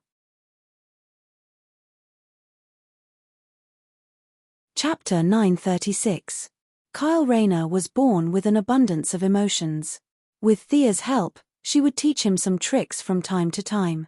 She did not require him to be able to control the emotional energy freely. As long as he had a general impression of the 7 emotions, it would be convenient for him to fuse them later. However, this process was still very difficult. With each additional emotion, the difficulty of obtaining a new emotion would double. However, as an emotional artist, Kyle Rayner's potential was limitless. As long as he rested a little, he would be able to continue. Thea had left behind a projection to help him level up. This guy still needed a long time to master the 7 lights as one.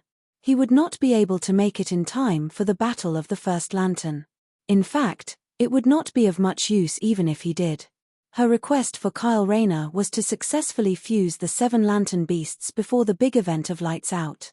Thea's main body spent more than a day before finally retrieving the correct coordinates from Guardian Haluba's memory. Her figure flickered and disappeared from the main planet. A huge sarcophagus floated in the depths of space. There were many seals densely packed on top of it, isolating time and space. It prevented energy from entering or exiting in any form. This place did not belong to any sector. Even the Green Lantern Corps, which had dominated the universe for countless years, did not mark this place. The Guardians had set up a super-large prison in the middle of the Sea of Stars. There were meteorites everywhere, and countless planetary fragments were wandering around.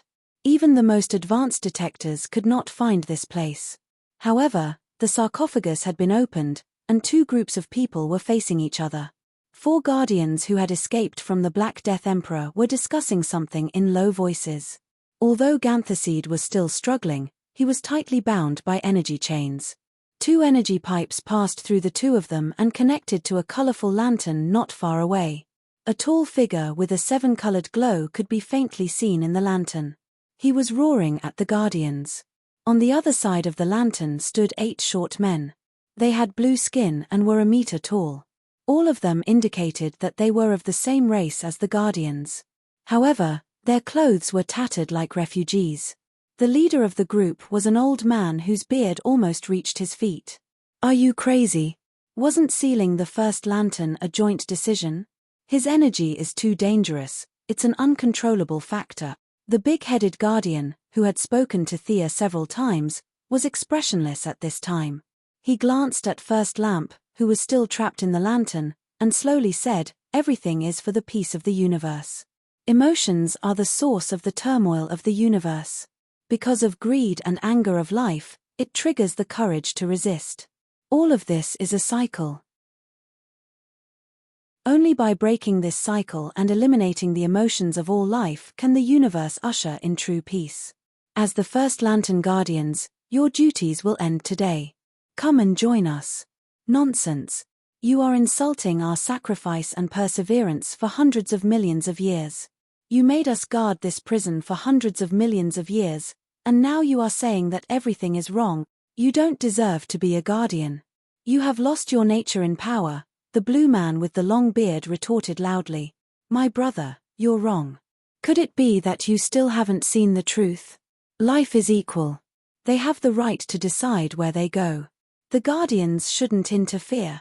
Gantz, who was tied up like a dumpling, also spoke from the side. The 3 groups of people of the same race began to quarrel fiercely. In the eyes of the Guardians and the First Lantern Guardians, they were the high and mighty masters. Ordinary people could only accept it passively. They shouldn't and couldn't raise any objections. Gantz was much more open-minded. He suggested that the Guardians should completely give up their power and move behind the scenes. Such words were scolded by both sides, thinking that he had forgotten his duty. The three groups of people blamed each other. The young mistress hid in the dark and listened for a while. She felt that the Guardians had lived for so many years in vain. They had never recognized their position and forced their minds to fill in a bunch of responsibilities. The few of them argued over and over again.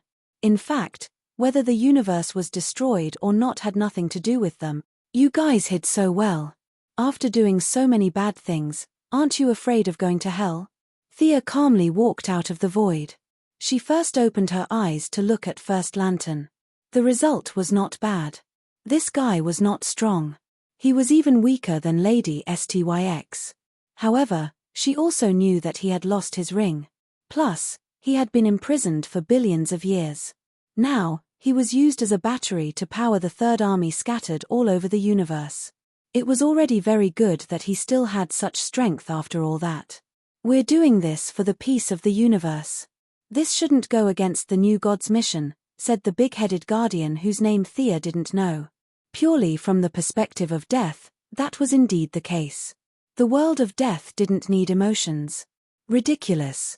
Thea looked up at the sky and laughed. Just when the Guardians thought that she was going to say something brilliant, she suddenly did a space jump. Her right hand threw out a wind blade to cut off the energy chain connecting Gantz and First Lantern. At the same time, she set up a barrier in front of her. The four little blue men hurriedly attacked, but unfortunately, the barrier did not break at all. Seeing that they couldn't break the barrier in a hurry, the two Guardians could only rely on their own energy to connect to First Lantern. Your Majesty Goddess, what you're doing is unwise. You don't understand the danger of prisoners. If you want Gantz, then they're yours. Please leave. After being ambushed, a normal person would have been furious. However, the little blue men had no emotions. They were still the same as before. They were like a mechanical program. I'm neither omnipotent nor omniscient. However, I know this guy. He's a transmigrator. He traveled from tens of thousands of years in the future to your era, 10 billion years ago. Am I right? Thea grabbed Gantz and calmed down a lot. She pointed at the colorful figure in the lantern and asked. The prisoner grinned and laughed silently. The four Guardians' faces were blank. The prison guards didn't know what she was doing and chose to watch from the sidelines. Only Gantz nodded. Your Majesty Goddess, you're right. He brought us the technology to make lantern rings. We still don't fully understand that technology. Thea nodded slightly. She said to Gantz, I'm very sorry. Based on your tone, for the peace of the universe, I have to apologize. Gantz was stunned. He didn't understand what she was talking about. Just as he asked, what, he saw Sia's jade-like fingers stabbing straight into his chest.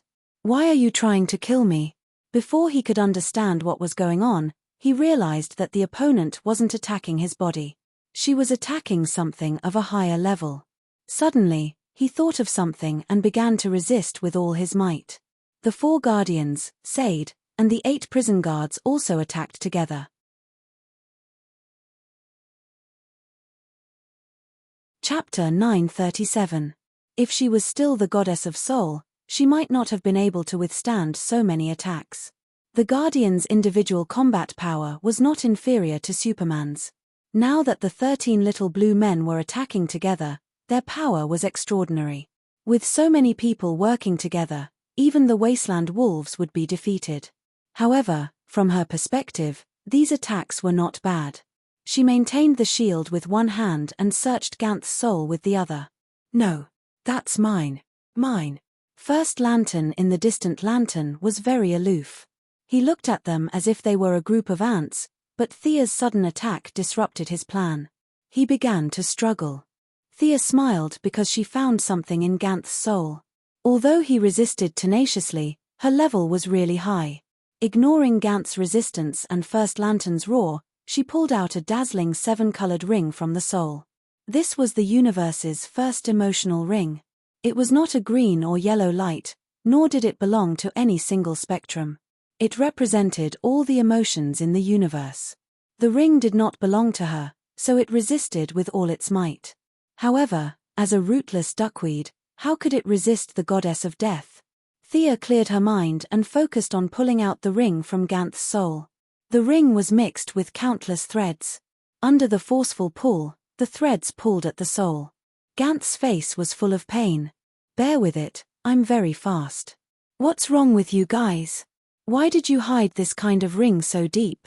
She pulled as she complained. The soul would more or less be damaged, but this was not a problem for her. Ganther was not an ordinary person. At this level, the soul of a long-lived species was very strong.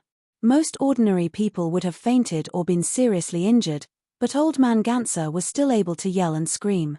As if realizing that she was determined to win, Ganther gave up resisting. Thea's movements were greatly accelerated. She had cut half of the hundreds of soul threads. Success was in sight. "How dare you touch my things?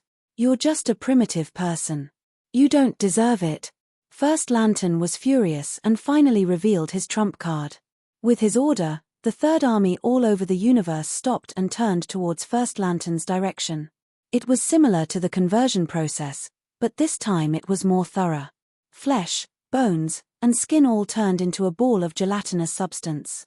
Then, an imperceptible light was born from it and flew into the distance. In an instant, the Third Army that covered the universe announced its end. All the assimilated people turned into lifeless mud. Morality, life, wisdom, everything related to the living was turned into a light. A light may be weak and imperceptible, but when this light spread across the universe, it was a spectacular scene. The Guardians used First Lantern's energy to function for the Third Legion, and First Lantern also used their legion to help him escape. Both sides deceiving each other, and to say no one was more insidious than the other. Even though their souls were long gone, their flesh and blood still retained the emotions of the living. Some were passionate, some were greedy, and some were full of love. Their emotions were extremely weak, like fireflies in the night sky. When this number exceeded 1 billion, 10 billion, and 100 billion, even the gods could not ignore it. The Third Army carried the Guardians' dream of universal peace. They turned into beams of light and flew over from all corners of the universe, emitting colorful brilliance. It was like a sea of light rushing towards First Lantern. "Quick, strengthen the prison." The Guardians did not expect First Lantern to have such a big move. They did not care about Thea and worked together to strengthen First Lantern's prison. The 8 First Lantern guards worked the hardest. The little blue man with a long beard clenched his teeth so hard that the veins on his forehead popped. He seemed to be using some kind of secret technique just to split a little more energy from his body to strengthen the prison. Unfortunately, their strengthening was like a drop in the bucket in front of the beams of light. They were long-lived species and could fight against 10,000, but in front of 100 billion, they were just mortals. It was not only the intelligent life that fought against them, but also First Lantern, who had been plotting for a long time. "Haha. You primitive people tremble in front of me." In First Lantern's crazy laughter, the prison was shattered. The long-bearded guard, who worked the hardest, fainted from the energy backlash. The last defense set up by the Guardians was like a thin layer of paper, and it was broken with a gentle push. And this only consumed a small amount of energy from the sea of light. The remaining energy began to gather in First Lantern's body, and his strength began to grow. Thea looked at him from the corner of her eyes. First Lantern had expanded from the size of a normal person to a few 100 meters tall. The nerves and blood vessels in his body were replaced by colorful emotional light, and his face was majestic and oppressive. If Hal Jordan and the others saw this guy, they might be shocked. The energy gathered by billions of intelligent life was not something that could be defeated by the Lantern Ring. No matter how united they were, it was useless. Not to mention 7 lanterns, even 70 lanterns would be useless. There was a qualitative difference between them. The probability of an ant defeating an elephant was almost negligible. Only a higher-level beast could defeat an elephant. But this guy was only a few 100 meters tall. He had no problem scaring the lanterns. Looking at the energy that was so dense that it was almost solid, it was as if the universe trembled when he moved his arms. First Lantern could defeat 1,000 or 10,000 lanterns with this energy. But in Thea's eyes, it was a little flashy. The energy was too superficial, and he was unable to restrain it, which resulted in his huge body. Darkseid was only 3 meters tall. That was the height of his race. Thea also maintained a height of 1.8 meters. It was not that they could not become a few hundred meters tall, but it was meaningless except for being laughed at by people of the same level. For someone like First Lantern, who had too much energy and could not restrain it, speed was definitely his shortcoming. Other than becoming a big target, he was not of much help in a battle of the same level. Is this the ring that you've traveled through billions of years to get your hands on? Thea suddenly exerted her strength. She did not care if it would cause damage to Ganther and violently cut off all the soul connections. A ring that emitted countless colors of light appeared in the palm of his hand. She had noticed it when she first came into contact with it. This ring was also the origin, or rather, the ring was the new god. It represented emotion. Just like Mitron's chair of Mobius, whoever sat on the chair would be the god of knowledge. Rather than saying that Mitron was the god of knowledge, it was more accurate to say that the chair was the god of knowledge. This ring had the same effect. Whoever wore the ring would be the god of emotion. Emotion was not as good as death, but it was similar to good and evil. It was a necessary trait for intelligent life. If there were no emotions, then it wouldn't be considered a life. Now that Thea had reached the limit of the divine seat, she had to give up a divine seat to obtain a new one. You're tuning in to the Celestial War YouTube channel. Don't forget to subscribe and join us on this journey to catch the most captivating stories.